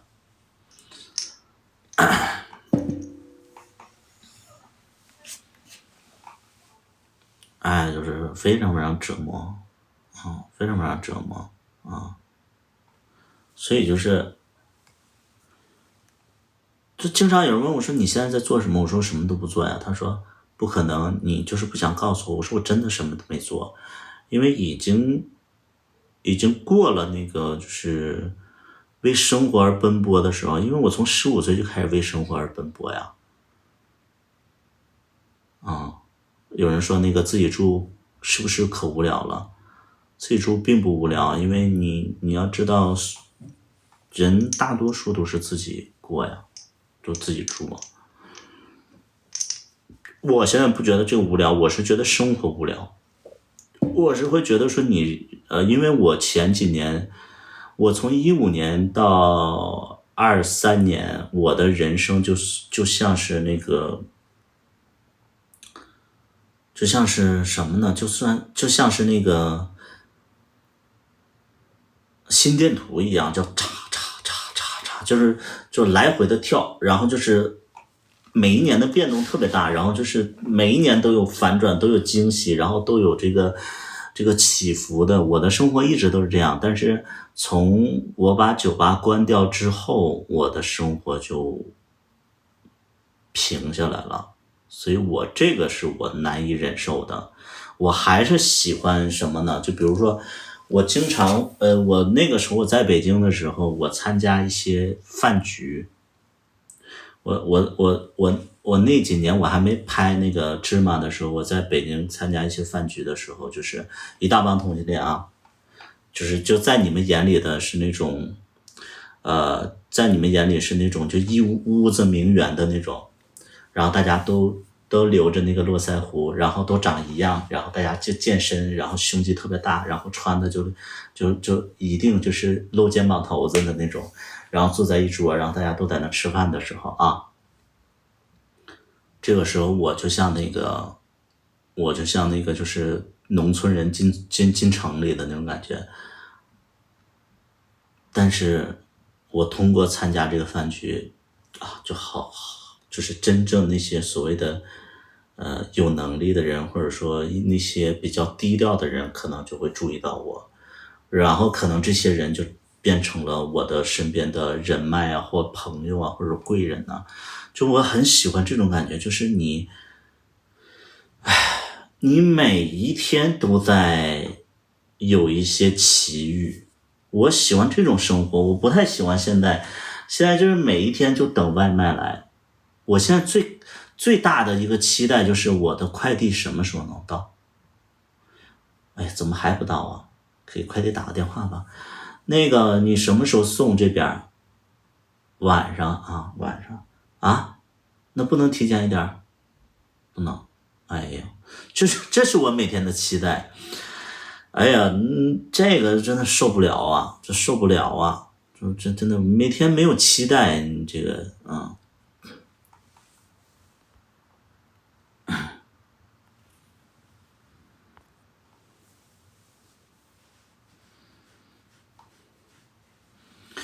你直播间很奇怪，我是奇怪什么？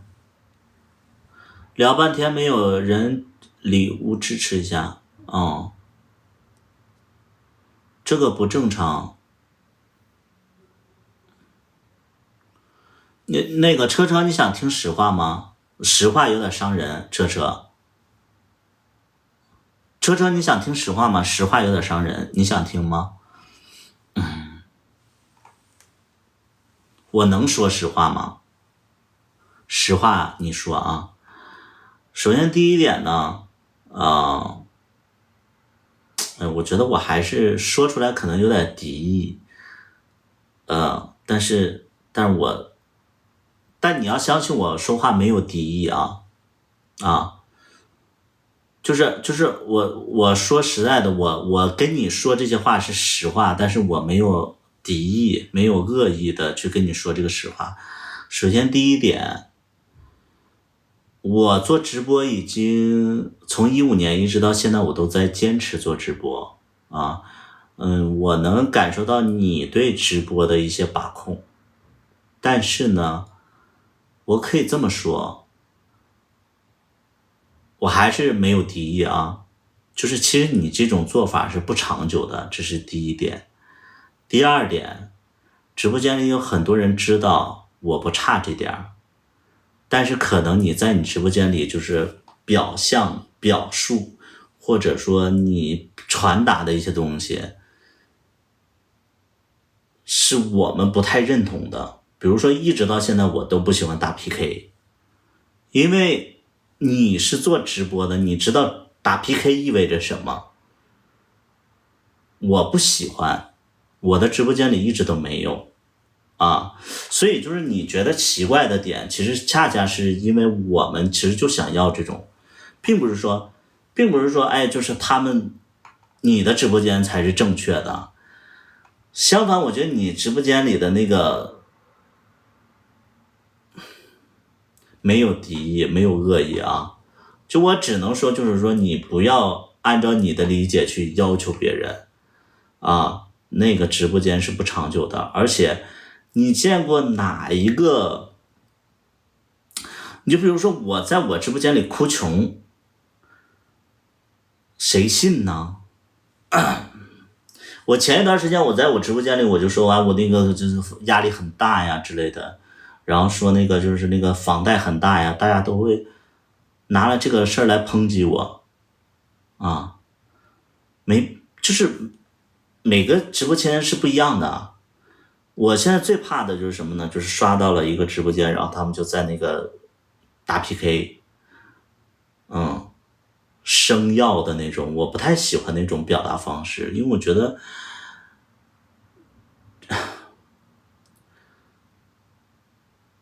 你们能懂我说的概念吗？就是我不太喜欢那种直播间里就像那个我不太喜欢，我只能说我不太喜欢。每个人的直播方式不一样，我更喜欢的是什么？就是大家就是在看直播，然后就觉得你好看，然后就看就好了。你不要是那个什么家人们，我这场不能输，家人们咱们齐心协力，对，咱们齐心协力怎么样？家人们就说怎么样，不喜欢，我只能说我不喜欢啊。什么礼物不礼物的，因为我直播间里都有小孩子啊，不是所有人直播都是为了那个目的。。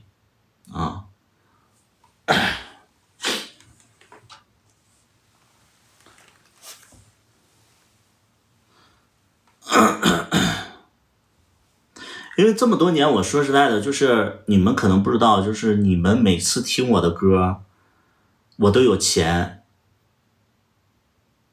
你们能明白吗？你们听我的歌，我都有钱，因为我有版权。第二点，你们看我的剧，我也有钱啊，因为有的人可能会打赏之类的。当然，我的剧是没有什么版权的那个说法了，因为就是，但是我其实都会有一些收入。第三点呢，什么是钱？流量是钱。你们这么多年，其实我不是说感谢你们，我没有什么感谢这个粉丝的，因为这个大家互相的，你们也白嫖，然后我呢也在做自己想做的事儿，没有什么感谢不感谢的。但是你们要知道，就是这些东西都是我不觉得我是委屈的，我也不觉得说你们是就是怎么样的，就大家都是在做自己该做的事儿啊。流量怎么变钱？流量就举个非常简单的例子，就因为我有流量，我这么多年有话题性，有的人就找我商演呢。你没流量，你没作品，你没有人听你，你没有怎么样，我一场商演，我一天就大概就是3000块钱，对不对？那你说咋不给别人3000块钱呢？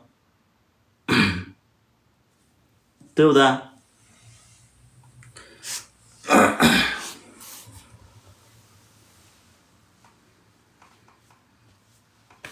当你对象是不是老爽啊？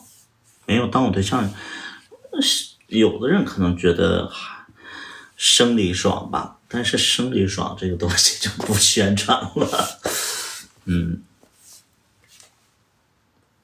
流量就是钱呢，那你想干嘛？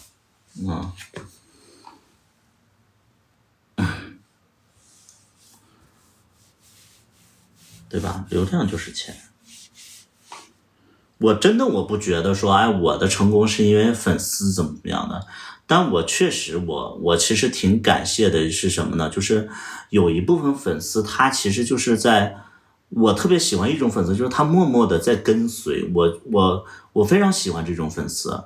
就我人生中的一些重大的一些事情，他能跟我一起去经历，我觉得这个是让我非常感动的。就是有的时候我会在直播间里讲起过去的事儿，然后他们就是说，哎呦，这个时期我在啊，我就觉得这个是很好的。但是我真的不像别人那种，就是说，哎，我是那个什么，大家一票一票投出来的，我没有参加什么选秀，而且这么多年，其实真正出力的人，其实要么就是我累积下的人脉，另外一方面就是真的是有部分的大佬，他们会出力、出钱出力。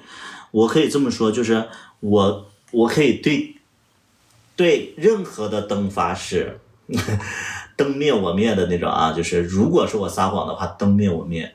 我跟任何的就是所谓的投资人，我们没有任何的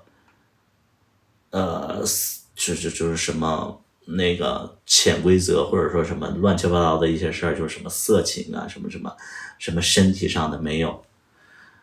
如果说这个人他有钱，我跟他有身体接触，一定是我会觉得说这个人对我非常好，且他是单身的情况下，那我可能会接触啊，没有那些乱七八糟的。所以而且就是有一种说法，说什么我为了拍剧，然后去跟所谓的投资人去睡觉去了，他妈我就拍个剧，然后我居然去要跟人睡觉，我说这个剧有这么重要吗？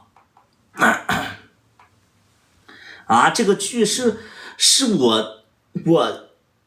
我拍这个剧真的让我能获得什么，我就要睡这个觉，就是神经病一样，就是没有这些事儿啊。我做这些东西都是有一些真正有能力的粉丝联系到我说，百里，我想给你出这个钱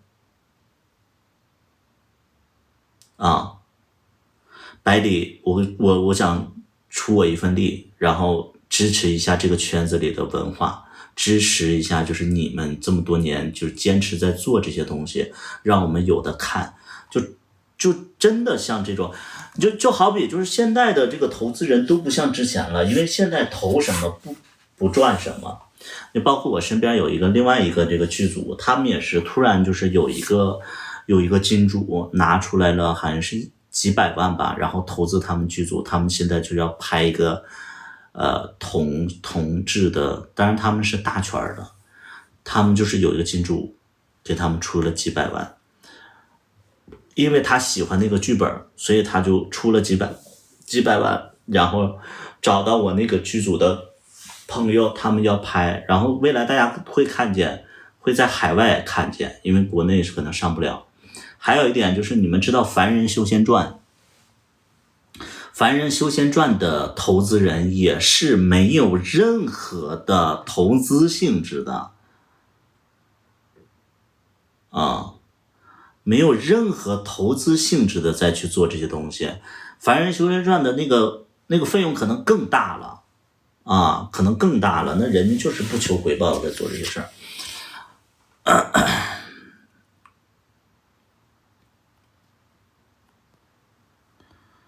你赚的钱是同志的钱，这帮人钱不好挣，什么意思？坤坤赚的是广泛哪个直男看你直播呢？你要做什么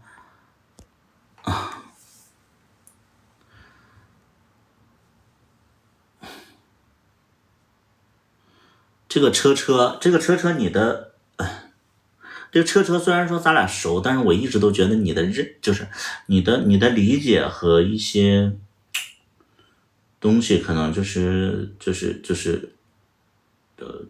可能你还没有接触太多你还没有接触太多，就是我会觉得说很多东西不是你本质上看到的那种现在真正赚钱的其实就是这些奇怪的钱，而不是你一笔一笔赚的钱。我这样说可能大家不理解，因为你们没有这样的经历。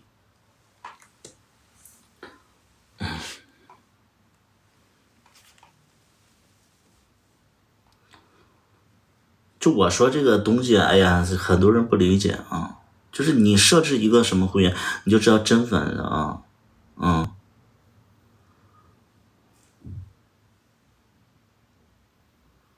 我在跟那个人对话，你不要跟那个人对话，那大家认知不同，他说的也不一定对。但我就说什么呢？就真的大家想象的那种什么，我是那个卖菜的，然后我卖1斤菜我能赚多少钱，那种时代真的已经过去了已经过去了。反正我生活当中的这种人可能比较少了，这种生活比较少了，更多的大家都是在做概念性的东西，然后做自己的人设。你就比如说那个杜华，他其实也在做自己的人设，哪怕他是个老板，能明白吗？就是哪怕杜华不是杜华，那个杜，他叫啥？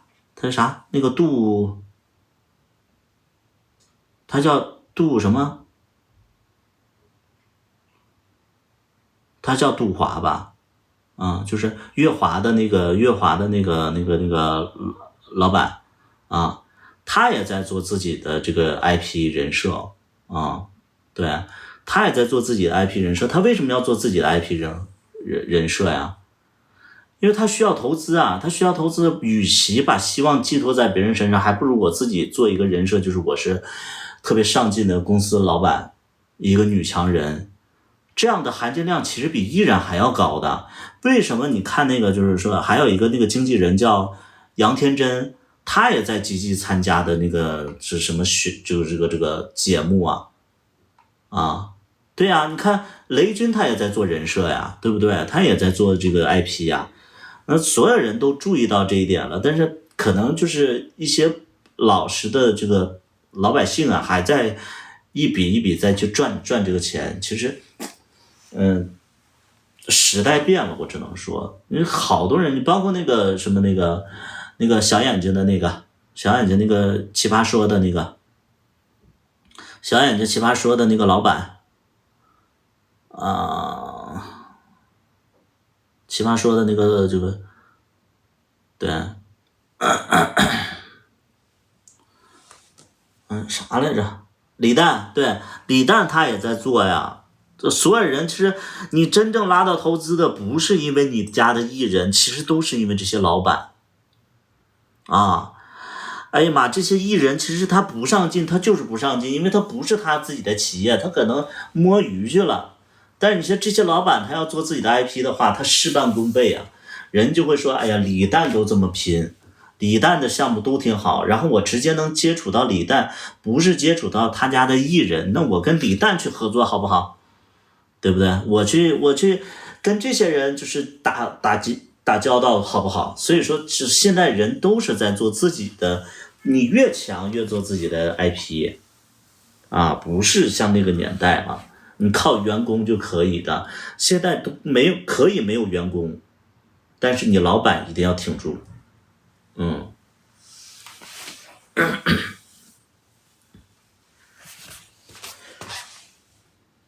所以我其实身边好多人说那个，我就说我这几年我说我老了，然后皮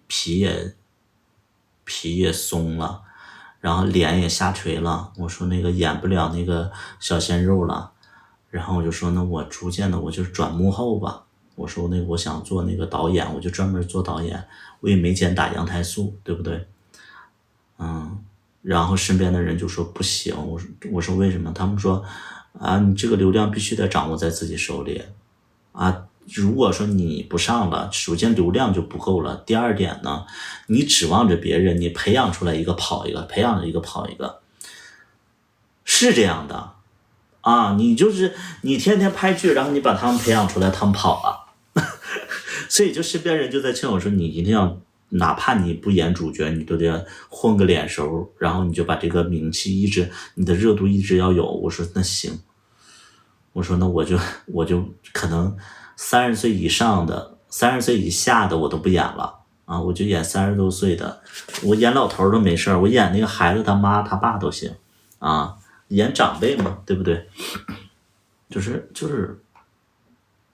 现在就是没办法，没办法。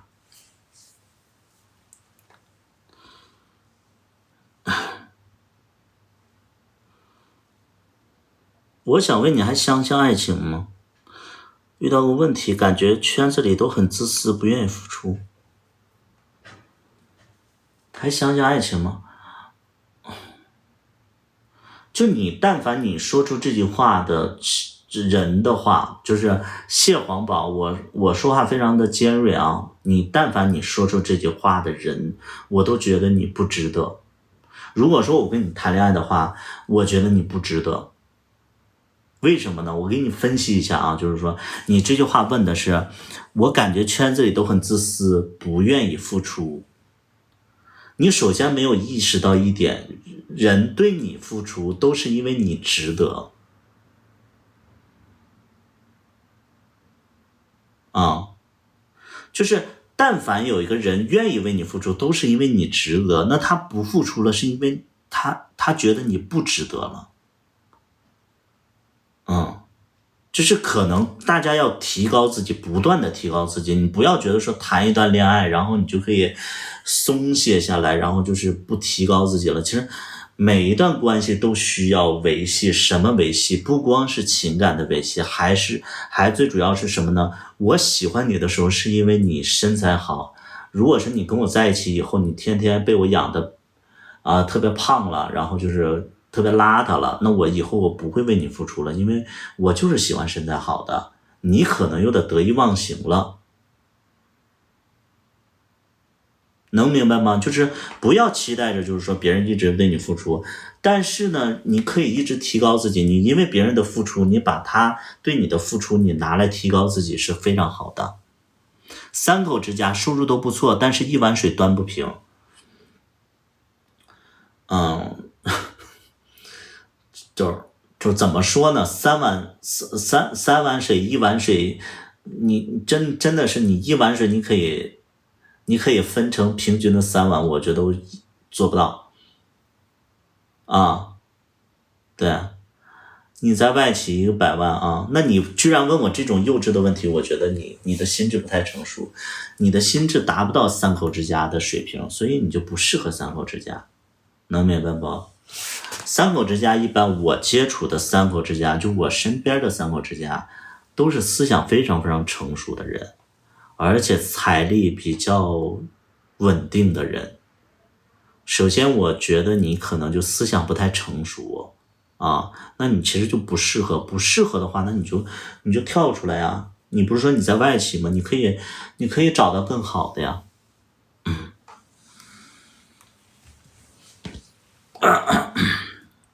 就是当我们有能力的时候，我们为什么要有能力呢？因为我们在面对一些事情，有能力的人才有选择。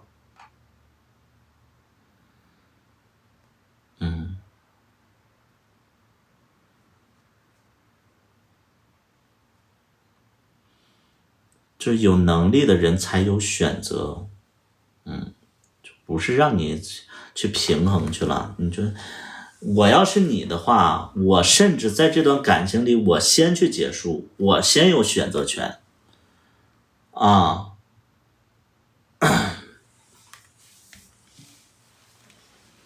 这你还在纠结这个事情，我要是你的话，我早就跳出来了，我接受不了我就跳出来了，我还在纠结什么？能明白不？你按照你说的，你的条件不错，干嘛纠结这个东西啊？我不要纠结，你有能力你就选择更好的生活。能三口其实三观挺炸裂了。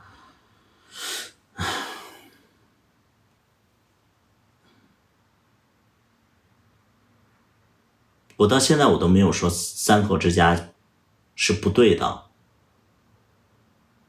啊，我没有说三口之家是不对的。你觉得炸裂是因为你没接触过，你没有这个阶段啊。我觉得可能有的人一辈子都不会有这个阶段，但是有这个阶段的人，就好比你是同性恋一样，别人就是接受不了。但凡你要觉得说一件事情你理解不了，你就想想你是同性恋，有多少人能理解？我觉得任何的情况，任何的关系都是对的，都是合理的啊。我们在扶持没上班的，只是我想买房子有一个变数，慢慢觉得有点变了，你他妈就不要纠结了，宝宝啊，你在这纠结什么？对呀，我就觉得你很奇怪，你本身在三口之家，你要接受不了你就跳出来，你要不想跳你就接受，就很简单。你现在你还自我矫情，你还在问别人，这个选择权一直在你手里，你有什么问别人的呢？对不对？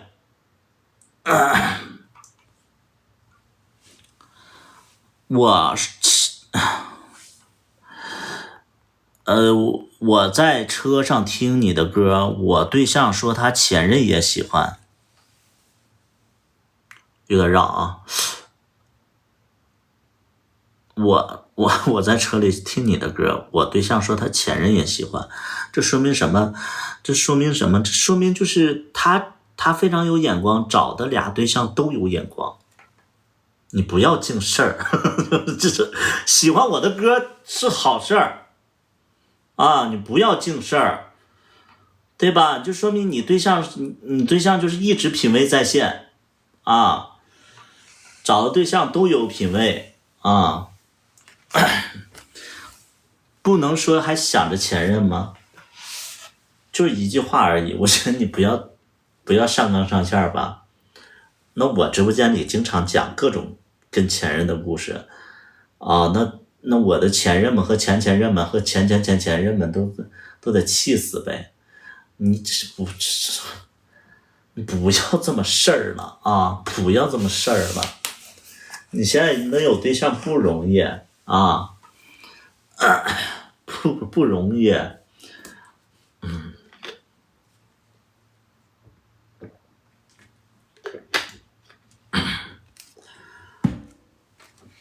有啊，有那首歌很烂的。有对象很不容易，是的，是的，是的，是的。现在有对象不容易，因为我跟大家说说现在有对象为什么不容易？因为现在的这个阶段，其实大家经济都会出一点点小问题啊，就是现在这个阶段，大家生活的经济方面都会出一些小问题。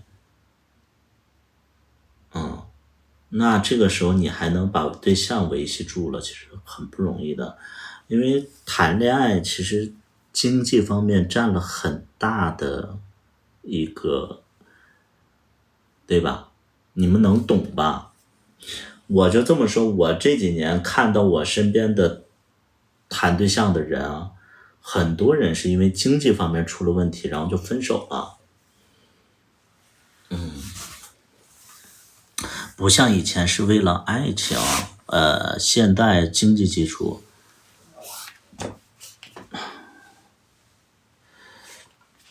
因为现在物价就是高啊，你想浪漫，你不就得花钱去浪漫吗？你在家怎么浪漫啊？就是你们能懂吗？就是你现在谈恋爱不就是在情绪在氛围上就下功夫吗？然后你想去，你比如说你今天你跟他求个婚，就因为大家都喜欢仪式的东西嘛，那我跟你求个婚，那我是不是得包一个餐厅啊？那你在大道上你跟人求婚，是不是有点神经病啊？人家也会觉得这寒酸，是不是？那你包个餐厅多少钱呢？啊，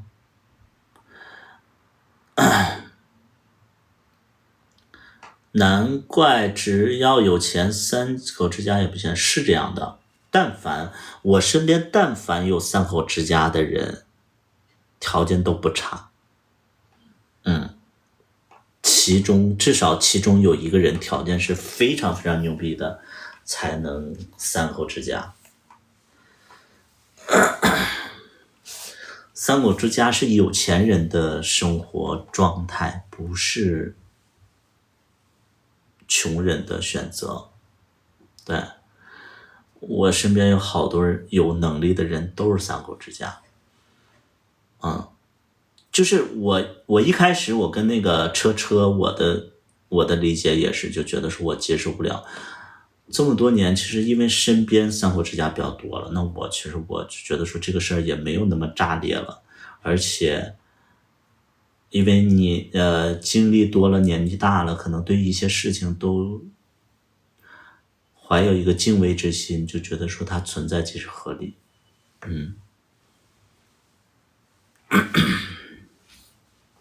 三个人一起在深圳买个房子，你缺心眼儿啊？就是你干什么，宝贝儿？那个宝宝啊，蟹黄宝啊，你缺心眼儿吗？你跟他们俩买一个房子，你干什么啊？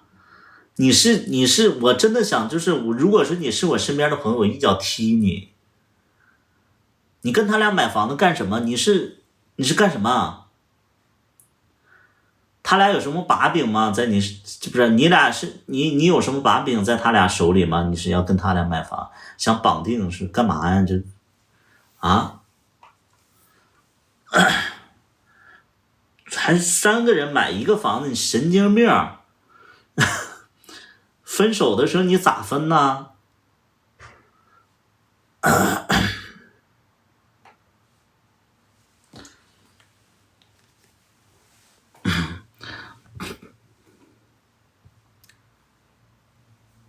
也挺贵的，买房划算，买房子是自己买，不要跟任何人买啊！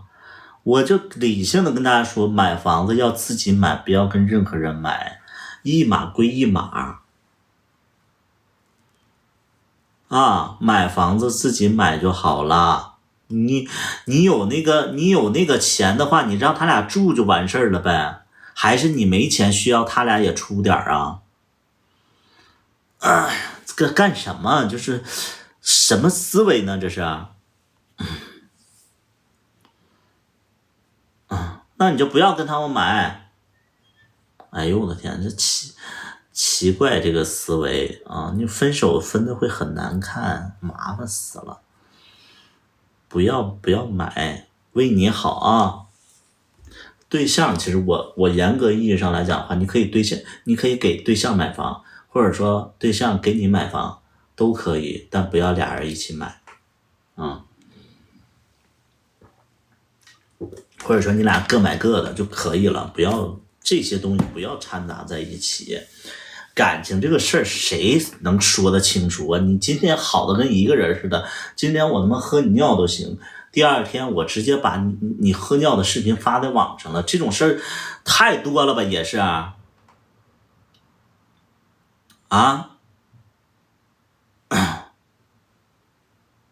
你们没见过这种人吗？就是今天你因为爱他，然后你喝了他的尿，第二天你俩吵架了，把你喝尿的视频就发在网上了。这种故事，这种现实，这不太多了吧？这也闹掰了，就什么都会发生的。那你们在推特上看的那些人，那是因为啥发出来的呀？那不就是闹掰了才发出来的吗？想什么呢？就是自己过好自己的人生就好了呀。你要分得清楚什么是应该跟别人共有，什么是应该自己去怎么样，对吧？可成那样吗？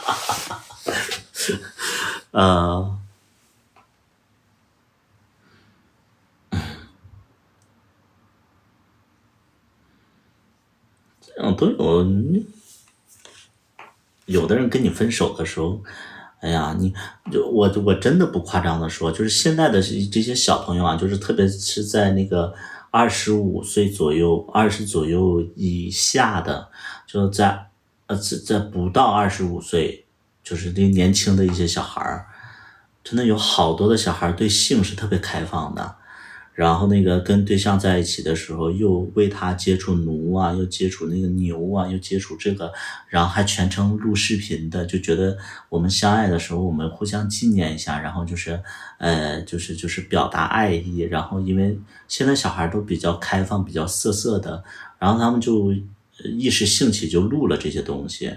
但你们知道有很多人，当然这个可能不是所有的人都会爆出来，但是有一些人可能通过这个视频就会勒索就会勒索前任。你俩分手了之后，然后可能就闹了一些不愉快之后，然后他就会明明删除了聊天方式，然后突然他有一天跟你联系上了，用小号跟你联系上了，说我现在缺钱了，你给我打1000块钱，要不然咱俩的啪啪视频我就发到你妈手机上。这种案例，我不觉得你们没听过，真的有。我真的就是建议所有的恋爱关系里的人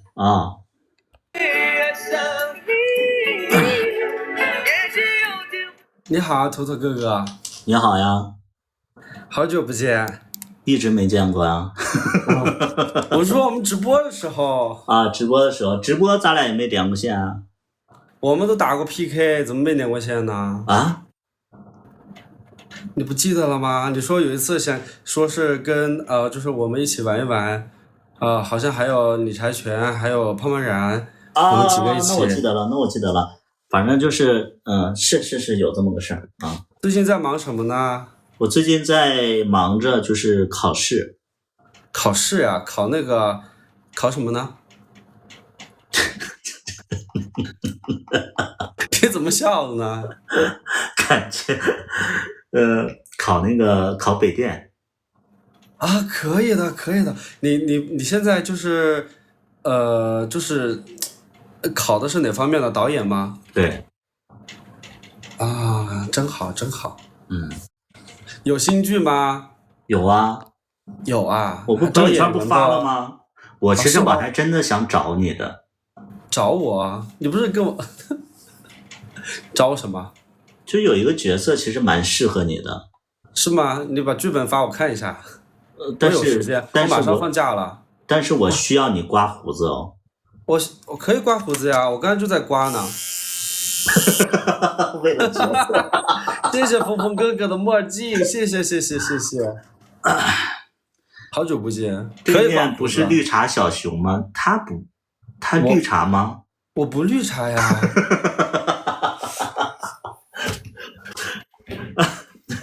但是其实这个主播其实是我的审美，就是我觉得我觉得我剧里边就是需要这样的演员。欢迎付友军，那这多不好意思呀！我可以演女主吗？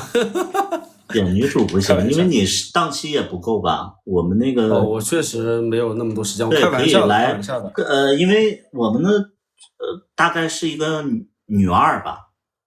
女二是真有那个不是我女二就是她是一个大概拍2天就能拍完，如果说集中拍的话，对。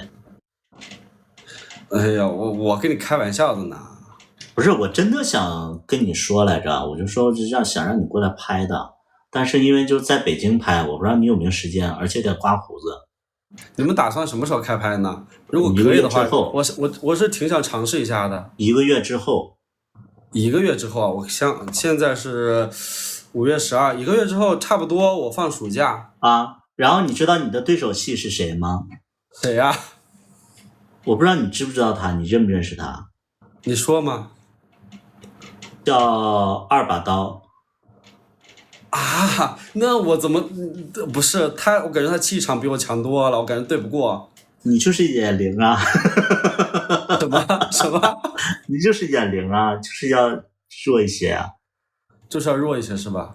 对，然后我俩抢你，应该是。你们俩抢我？对。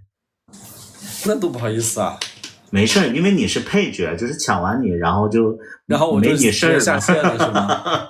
你就下线了，就是表面上就是在那边抢，结果就是谁也没用心。就到最后还是你们俩在一起呗，就最后。没有，我俩最后也没在一起。啊，这样剧透好吗？可以啊，因为我们随时可以改剧本和换演员的。这样子。就今天说那个让2把刀演，明天可能就是那个3把刀、5把刀、7把刀。他在北京吗？他不在，但是我们其实有约这个，而且他面试的视频已经发过来了。我们演员会拍一个面试的视频，然后会开拍之前会到北京围读，然后去排练一下简单的。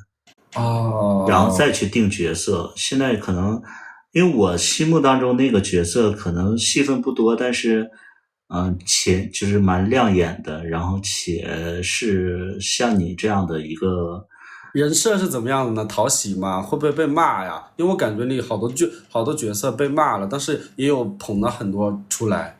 也不到说什么被骂，但就是很现实。很现实，那不就是我本色出演吗？我就很现实一个人啊。我觉得你但凡要现实一点，你的感情不会这么坎坷。不要在直播间说这些事情，我不想提。因为对面主播其实总会跟我吐槽他之前的感情的一些事。我说为什么？我说你其实条件这么好啊，我说为什么要就是这感情这么坎坷呢？对不对？那我现实一点，不是，我是因为我自己的欲望其实不是特别高，各方面的，因为我觉得我自己的现在的状态已经达到我自己想要的状态了。你直播间是有什么人就是不让你说做你自己吗？没有，真没有。我觉得你欲望挺大的呀。我说实在的，我跟人就是相处或怎么样，我从来就是不是说图他什么东西，我觉得我自己状态挺好，真的可以了。所以但是我觉得我还是挺现实的，我还会选择一些对我说就是既然说到现实了，就是对我有帮助或者说给我能够带来正向东西的人选择与对方接触，朋友也好，其他的关系也好，这大家都这样吧。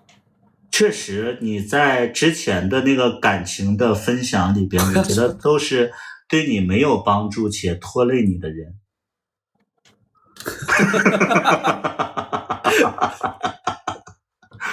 是吧？可能是吧。就我都觉得说他为什么要作践自己，就是很奇怪。起码在我这么说，就是在抖音里边，我觉得我看到对面主播的时候，其实是非常亮眼的。后期可能就觉得说，因为后来就是我俩加了微信以后，就是经常会聊一些彼此的一些生活，然后我就觉得啊，他原来是没脑子，他是个笨蛋美女，美女笨蛋的那种，就是哦，他原来是这样。我不是没脑子吧？就你让我会觉得说，就是可能在感情里，你不图别人东西，其实你才没脑子。不太会谈恋爱。对，你起码你得图一点吧，比如说你图他那个大，他久，他有气质，或者说比较上进。你说的很有道理。对啊，你得图一样啊。反正我经常会就觉得你的之前喜欢的类型都什么玩意儿？哎，你这样说好像我很多就是感情一样，其实没什么，好吗？啊，你知道的，就那么2段呀。你直播间里是不是不方便说？我们都认识这么多年了，好，就2段呀。啊，就2段吗？你知道的不就2段吗？差不多啊，也差不多。就是在一起的呀。那种有点感情纠纷的普通朋友不算呀。你们那个，你跟我说的那2个都不算是在一起的人啊。谁我都不记得了。反正就不算在一起嘛。去年的事儿了吧？对，我反正就不算在一起，反正啊，对对对。这边主播就是跟我使眼神了，我就不说了啊。没有。其实要说的我都在直播间说过啊。有的时候心情不好啊，就是在直播间，因为你在直播间说，哎，大家无论你做什么，蠢也好，啥也好啊，大家都会鼓励你，然后给你安慰，就是会无条件的站你这边，不会有人说没有啊。那我直播间里我要讲我跟我前任的故事，他们都骂我渣男。我直播间的人他们不会，他们只会说是安慰我，但是现实生活中的朋友呢，他们就会骂我傻，骂我蠢。所以我在直播间说一下，哎，我挺开心的，大家都在安慰我。那你要感兴趣的话，你其实给我发一个面试视频，然后我们因为这次是有一个小团队的，然后还是需要相对来讲的话，就是有一个视频会比较好一点。那其实我挺期待你来的，因为这个戏份不多，但是蛮重要的一个角色。我今天在朋友圈也发了，我其实就需要一个爱笑，然后有少年感，然后没胡子的一个演员。把胡子剃干净。不用。对，我可以剃胡子，但是我没有，我就是真的就是你每次跟我说让我去拍你那个什么的时候，我都我说实话也没有说是很放心上。就是我觉得你是在跟我开玩笑的。然后我自己的话，这次因为1个月以后就开拍了，所以就是如果你能来的话当然好。而且你又跟我说你们剧组之间那些人老出什么问题，老有什么拉扯，我挺害怕的。这次的演员可能比较少一点吧。行，我会考虑一下的，好吗？行啊，你要考虑好你就发视频，反正这个演员也不好找，我们也得找一段时间。就是你们有专业的团队，灯光啊、造型啊、妆造啊什么这都有是吧？都有。哇呀，好，这次好像是确实比之前都更加的那个。因为在北京啊，北京这方面资源就会比较多。对，北京大家都就是摄像啊什么这东西都是专业的呀，对吧？对。我今天来就是来跟你打个招呼的，就是很久没有那个见到了。行，有好，就是还有一个事儿，就是你如果说你考虑要是考虑来演的话，然后就是那些小软件什么的，包括什么色情的那种平台啊，把那些东西删一删。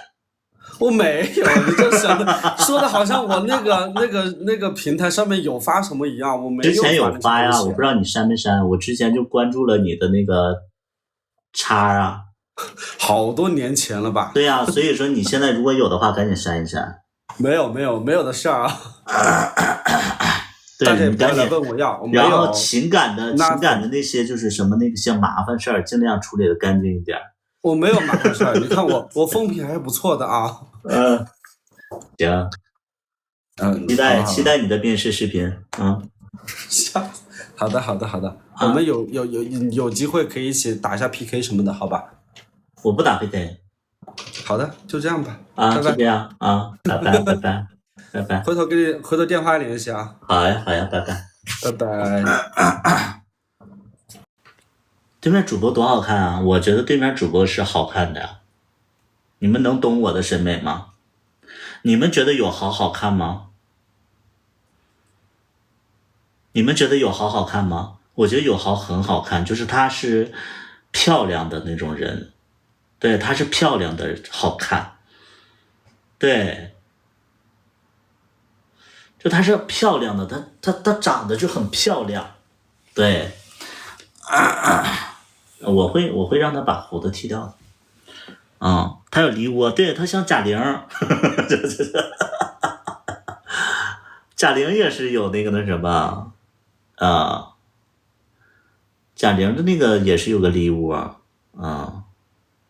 我不是喜欢这种，我是觉得这种演员是有观众缘的，你们能懂吗？就是我喜欢的类型可能还是偏戴眼镜一点，我喜欢偏戴眼镜，然后白白的，然后那个弱的那种戴眼镜的那种，但是可能他是浓眉大眼的那种，其实我找的对象里没有浓眉大眼的几乎，然后但是我就觉得他是都很恰当，然后很有观众缘的一个小孩儿啊。对，我喜欢那种就是上学的时候那种就是那个看着就学习特别好的那种。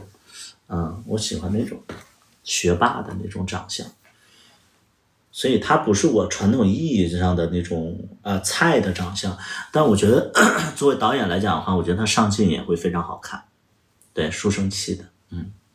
对，我之前就是也没有让他来拍，因为我们这次其实费用就是卡的非常的紧，我们这次费用卡的特别的紧，所以能尽量在北京找就在北京找，但是因为我需要一个爱笑少年感不带胡子的一个小孩的一个演员，所以就是北京很多 gay 他们是剃不了胡子的，这点就很难找，而且我觉得他是有天赋的。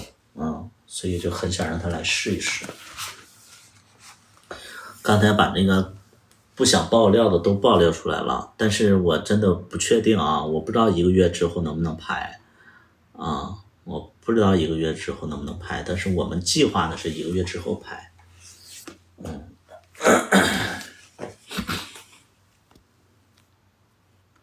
谁呀？谁呀？刚才那个跟我连线那个，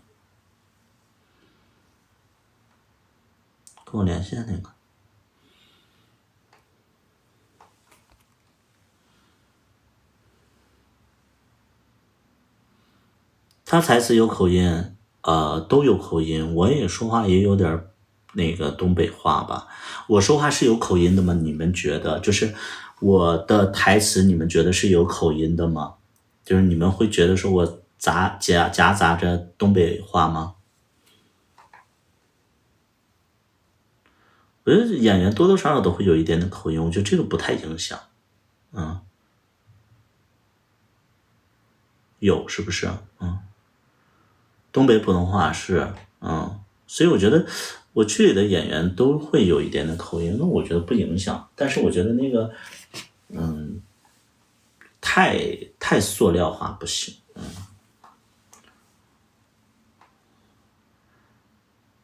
这次真的收音重要，你们有举泵吗？什么举泵吗？这次真的收音重要，要重视啊！有举泵吗？举泵是什么呀？扎克斯举泵是什么？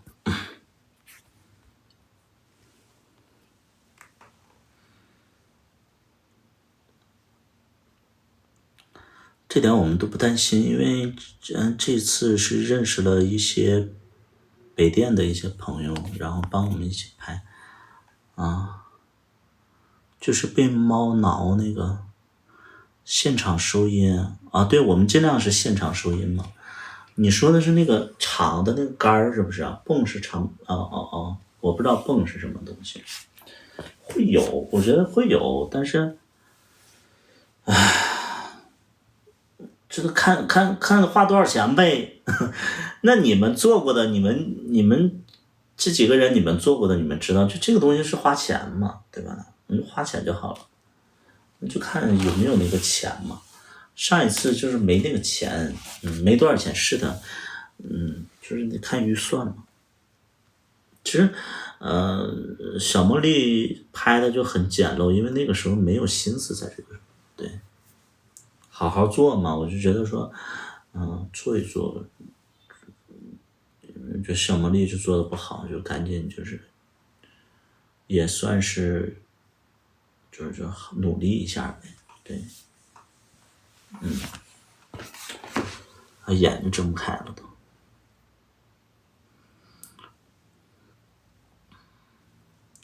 有好是好看的，你们还能给我推荐谁？就是你们还能推荐，就是网上的一些可爱类型的，就是没胡子可爱类型的主播，他们自己也有一些表演的一些欲望的，可以给我推一推啊！你们可以给我推一推，我真的需要，真的需要。就是真的就是少年感很重要，因为我这次的医护是你是特意给我唱反调，还是你想被我骂？这个叫海绵宝宝的，你是欠骂了是不是啊？你皮痒了是不是？你只是想被我骂一下是不是？你要想被我骂，你就跟我说，我就骂你，我给你录一段都行。我给你录一段我给你录一段你要有这个癖好，我给你录一段。我骂人可花花了。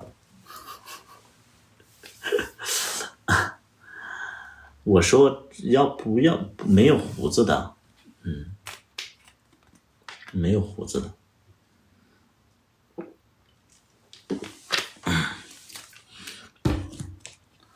本来不想告诉大家的，因为就觉得又不确定，我就不跟大家说，想准备好了再跟大家说，想多准备一下。李二成不错啊，你可以在李二成他没有少年感，我这个角色要有少年感，能明白不？我要有少年感，李二成他不够少年感，李二成他有点小爷们气息，他适合演那个，就是适合演一，我要那种就一眼看就是个零，而且还有少年感的零。我是一眼看，百里屠夫是零，但是百里屠夫没有少年感，就是演不了这个角色。我要但凡我再年轻点其实我就可以演零嘛，对不对？小馒头那种，小馒头用过了，我怕大家串戏。就是我俩合作过，然后我就怕那个大家看我俩再合作就会串戏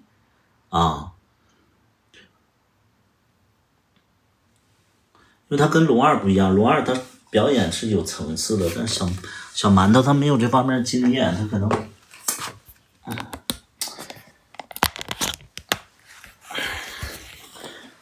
好累啊！我给大家快速的看一下我租的房子吧，好不好？我给大家快速的看一下我租的房子，就是我又到了那种就是给大家展示我租房子的那种。龙二剃胡子，龙二不会剃胡子的，龙二他很坚持做自己的，他不剃胡子。龙二这个演员，就是你要用好了还行，用不好的话他不行。我在北京，对，我在北京。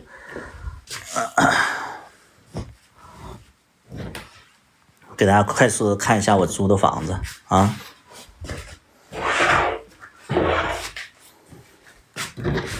从进门开始。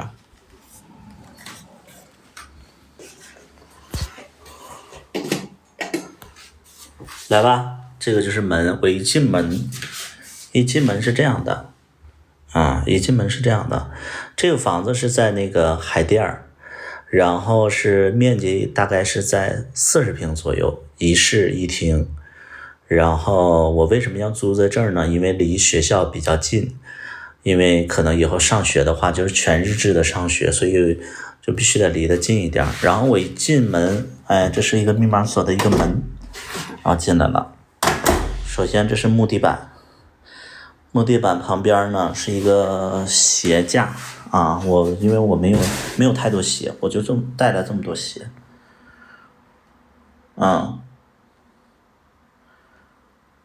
然后这个就是一个就是摆放这个毛巾的地方啊，摆放毛巾的地方。然后这个是他装修的一个小灯啊，6600对。然后这个空间能做什么我也不知道，这个空间就很奇怪，他就在这儿弄了一个这样的空间。我就说那个等那个小薇来让他住这儿对。然后这边是那个冰箱，他配的冰箱啊，配的冰箱。它这冰箱就是我自己储备了一些东西。然后这儿呢是一个洗脸的地方，洗脸的地方。对，洗脸的地方。然后这可以摆放我日常的用品。这有一个小镜子，对，有个小镜子。然后紧接着到这儿就是一个卫生间啊，我们到这儿就是个卫生间，这个卫生间巨小。之前我都说这个卫生间怎么上厕所呀？但是其实最近一段时间一下就习惯了，觉得还好。之前觉得很小，现在觉得还好。来，这是洗澡的地方，它有这个帘儿，但是我非常不喜欢这个帘儿沾身上的这个感觉。这个花洒头是我自己换了一个大的花洒头，就可能在这个使用上感受上可能会没有那么出租感。然后这个洗头发的、洗身子的、洗脸的，这也是洗脸的，这个是刷牙的，这个是刷牙的，这个是刮胡子的。你看我这个就非常的简单。然后这个是冲牙器啊，冲牙器也是我每天都要用到的啊，灌肠方便，给你漱口，哎，我灌完肠，然后那个排出水给你漱口，好吧？这边可能就是厨房了，厨房因为我今天那个做饭了，然后就没刷，然后这个都是自己配的啊。都是自己配的，就是这个。其实它这个厨房还算是比较新，但是我今天没刷碗啊，因为我今天中午做饭了。然后这边有一个阳台，阳台就是挂衣服的啊，这个就不看了。然后这边有个拖布，然后我正常晚上睡觉的时候我会把它关上，因为外边会有一些噪音啊。然后紧接着呢就到了卧室了，来。我们一进来，卧室一进来把门一关，哎，这边是个衣柜啊，然后这里边都是那个杂物，因为自己在这住可能有这个没整理啊，这都是衣服啊，对。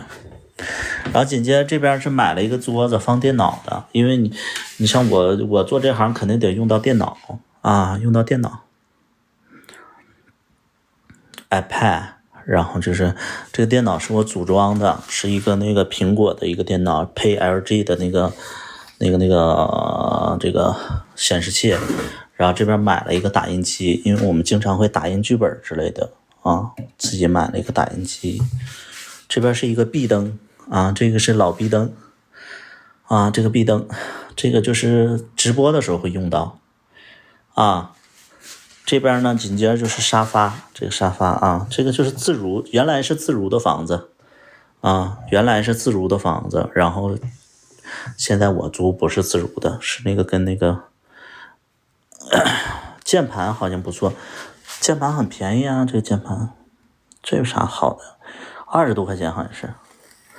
然后这边有个小茶几，这小茶几其实我就日常直播呀，然后就是一些杂物，包括那个吃饭都在这个小茶几上啊。然后这有一个直播的神器，我每天就坐在这直播，晚上的时候也是把手机架在这儿，然后我就听着那个就是电影解析，我就睡觉。这个不是大号的那个 rush， 不是，这个是那个护肝片啊，护肝片。因为我常年喝酒嘛，所以就是我每天都吃一个护肝片，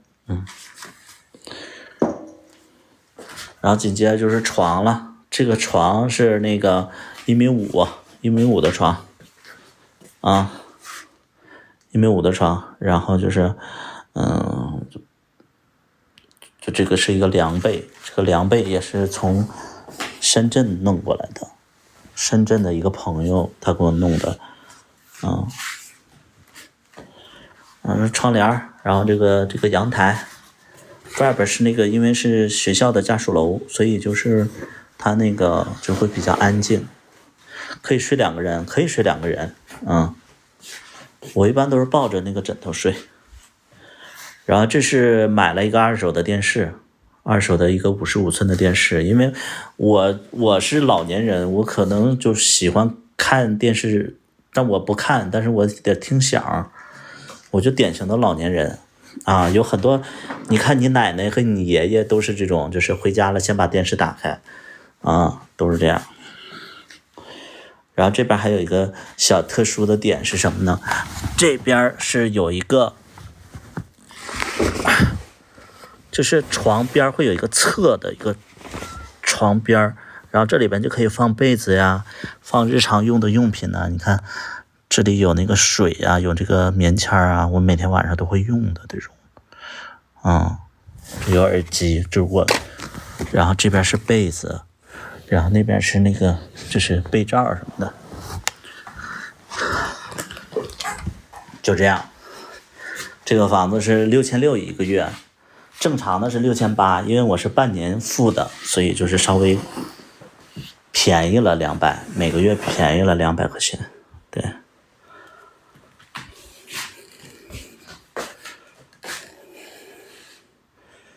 跟你们说的太全面了因为我直播要下了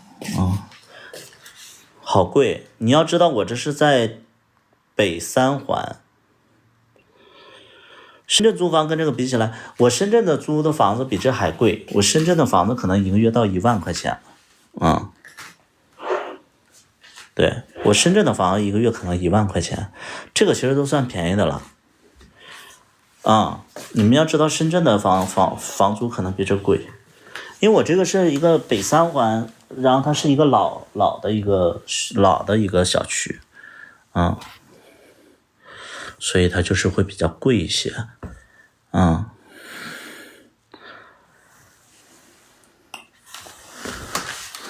酒吧还开着吗？不开了，酒吧去年就关掉了。卫生间是公用的吗？是公用的吗？我不知道你在说什么。就有些直播间的孩子，我都不知道你在说什么。就是我经常直播，我就不知道你们在说什么。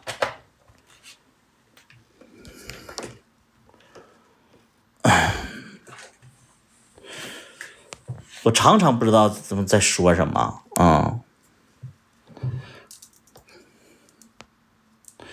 感觉去年你经历了好多，每一年我其实都经历了好多，只是我觉得每一年我其实都是这样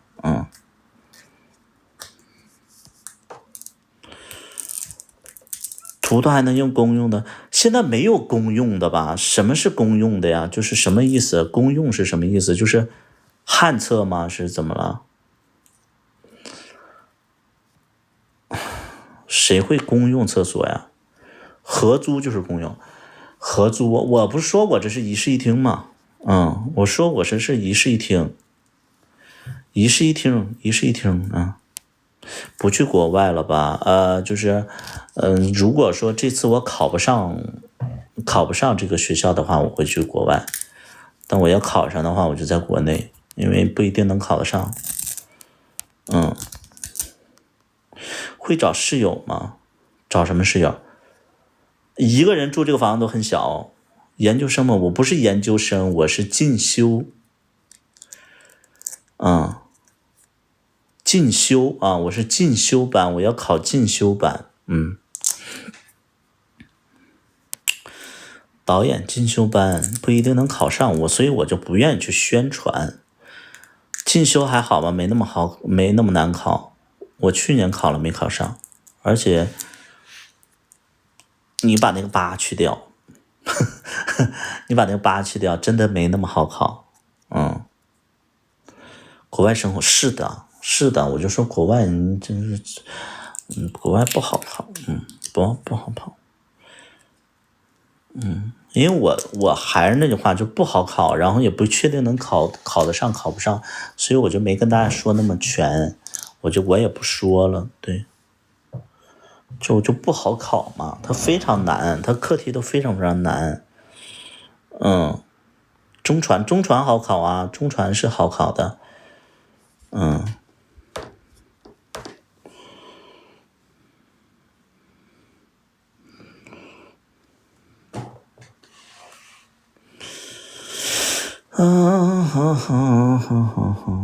自考。我们不是自考，我们进修是考那个什么。进修班是考什么呀？进修班是考你的资历，就比如说进修班是什么呢？就是你没做过这行的你不能考，就你必须得有那个自己的作品。第二点呢是什么呢？就是进修班它可能就是主要考的，就面试考的是对一些事情的一些解析能力和一些观察能力就是可能是会比较，它没有标准答案，也没有就是说每一年的课题都会变，然后就是反正很难的。很难的。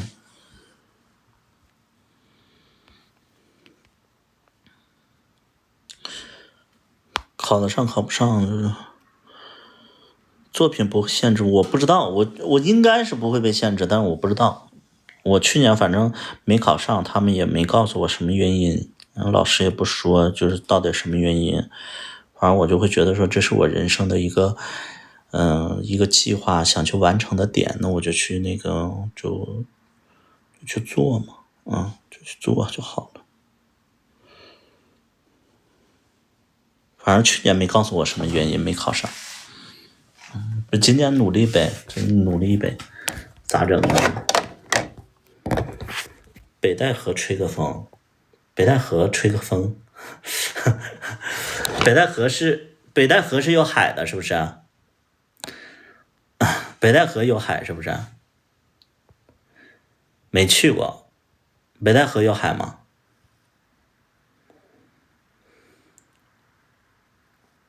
北戴河有海。前一段时间真的有一个朋友说要去那个北戴河，就溜达溜达。我说北戴河有啥？他说有海。我说还有海。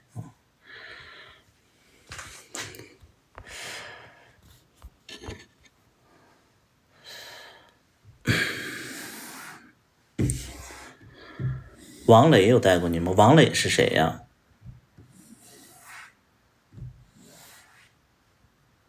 王磊是谁呀？王磊是几院的呀？你还年轻，好好加油！我这个没办法加油啊。因公系是什么系啊？我这个没办法加油，我就觉得听天由命，教混音的。音公系那不叫音公系，叫音乐制作音乐制作系，4院吧？你说4院是吧？音工系我没听过这个名字啊，就我们叫音乐制作4院，我们就是4院的，但我们是编曲。你说的那个是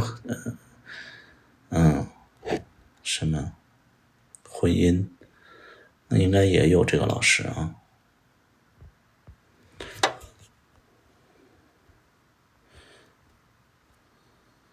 4院，四院都没有我的菜。我当时我去那个，我还能在那个流行演唱医院，我还能找到那个菜。4院都是一些玩摇滚的那种，然后整编曲的长毛大撒的那种。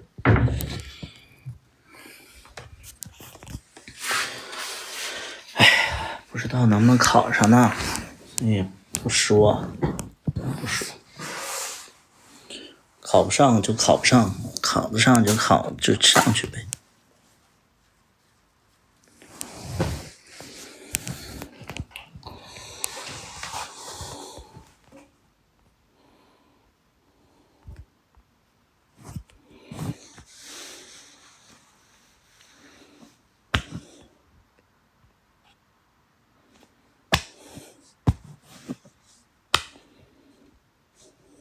水平不错的，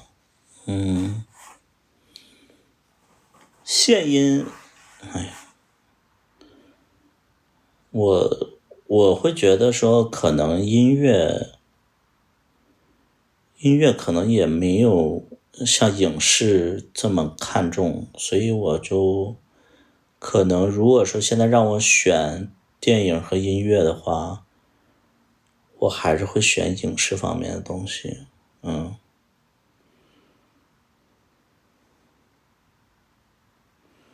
所以，现在可能对影视方面更感兴趣。我在的时候也没好好读，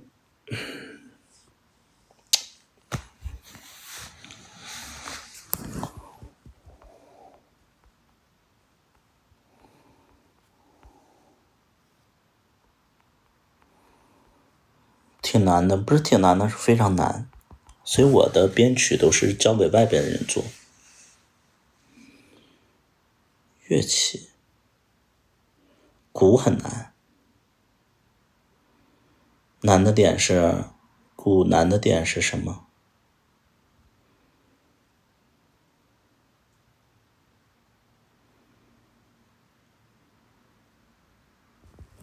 鼓难的点是什么？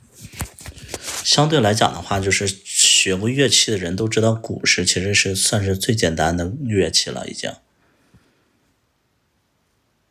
鼓难的点是什么？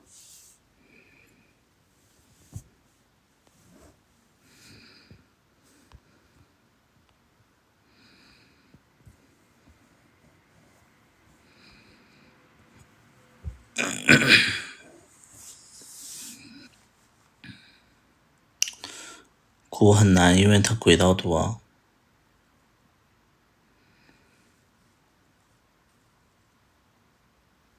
你确定吗？扎克斯，你到底是做什么的呀？你了解吗？就我觉得你有些东西我非常不认同，我真的要去跟你交流的，但是你说的很多东西我交流不了。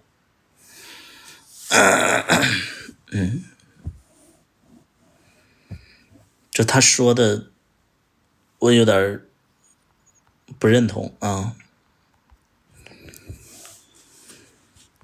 行了，我不说了，我不说了。钢琴难吗？钢琴也算是较为简单的啊，就是你要说它难，我觉得钢琴就是练嘛，乐器不就是练嘛，那有的乐器其实比钢琴难多了，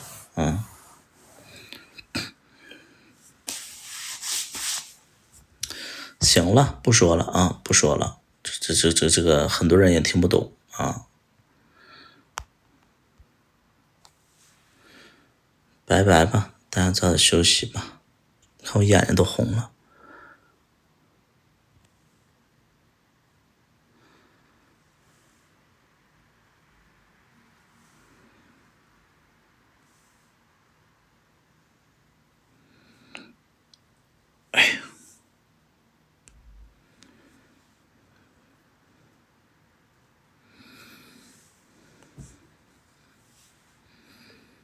拜拜。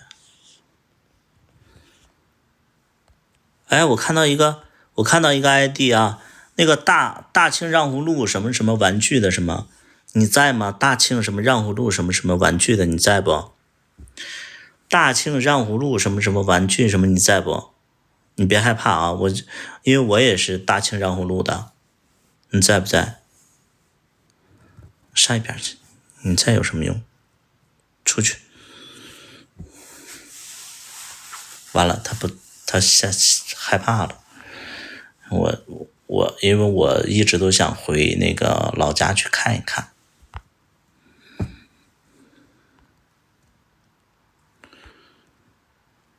想我了，想我给我转200块钱，要不然你就别想，别在这块恶心我，好吗？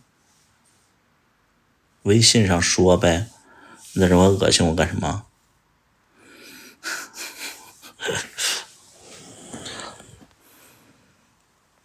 怎么转？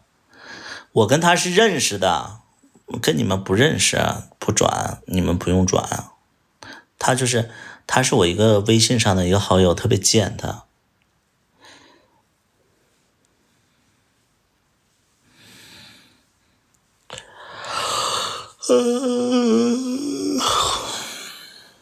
好久没见，鸽子王你就是个，说在北京见完你不来。下播了，困了，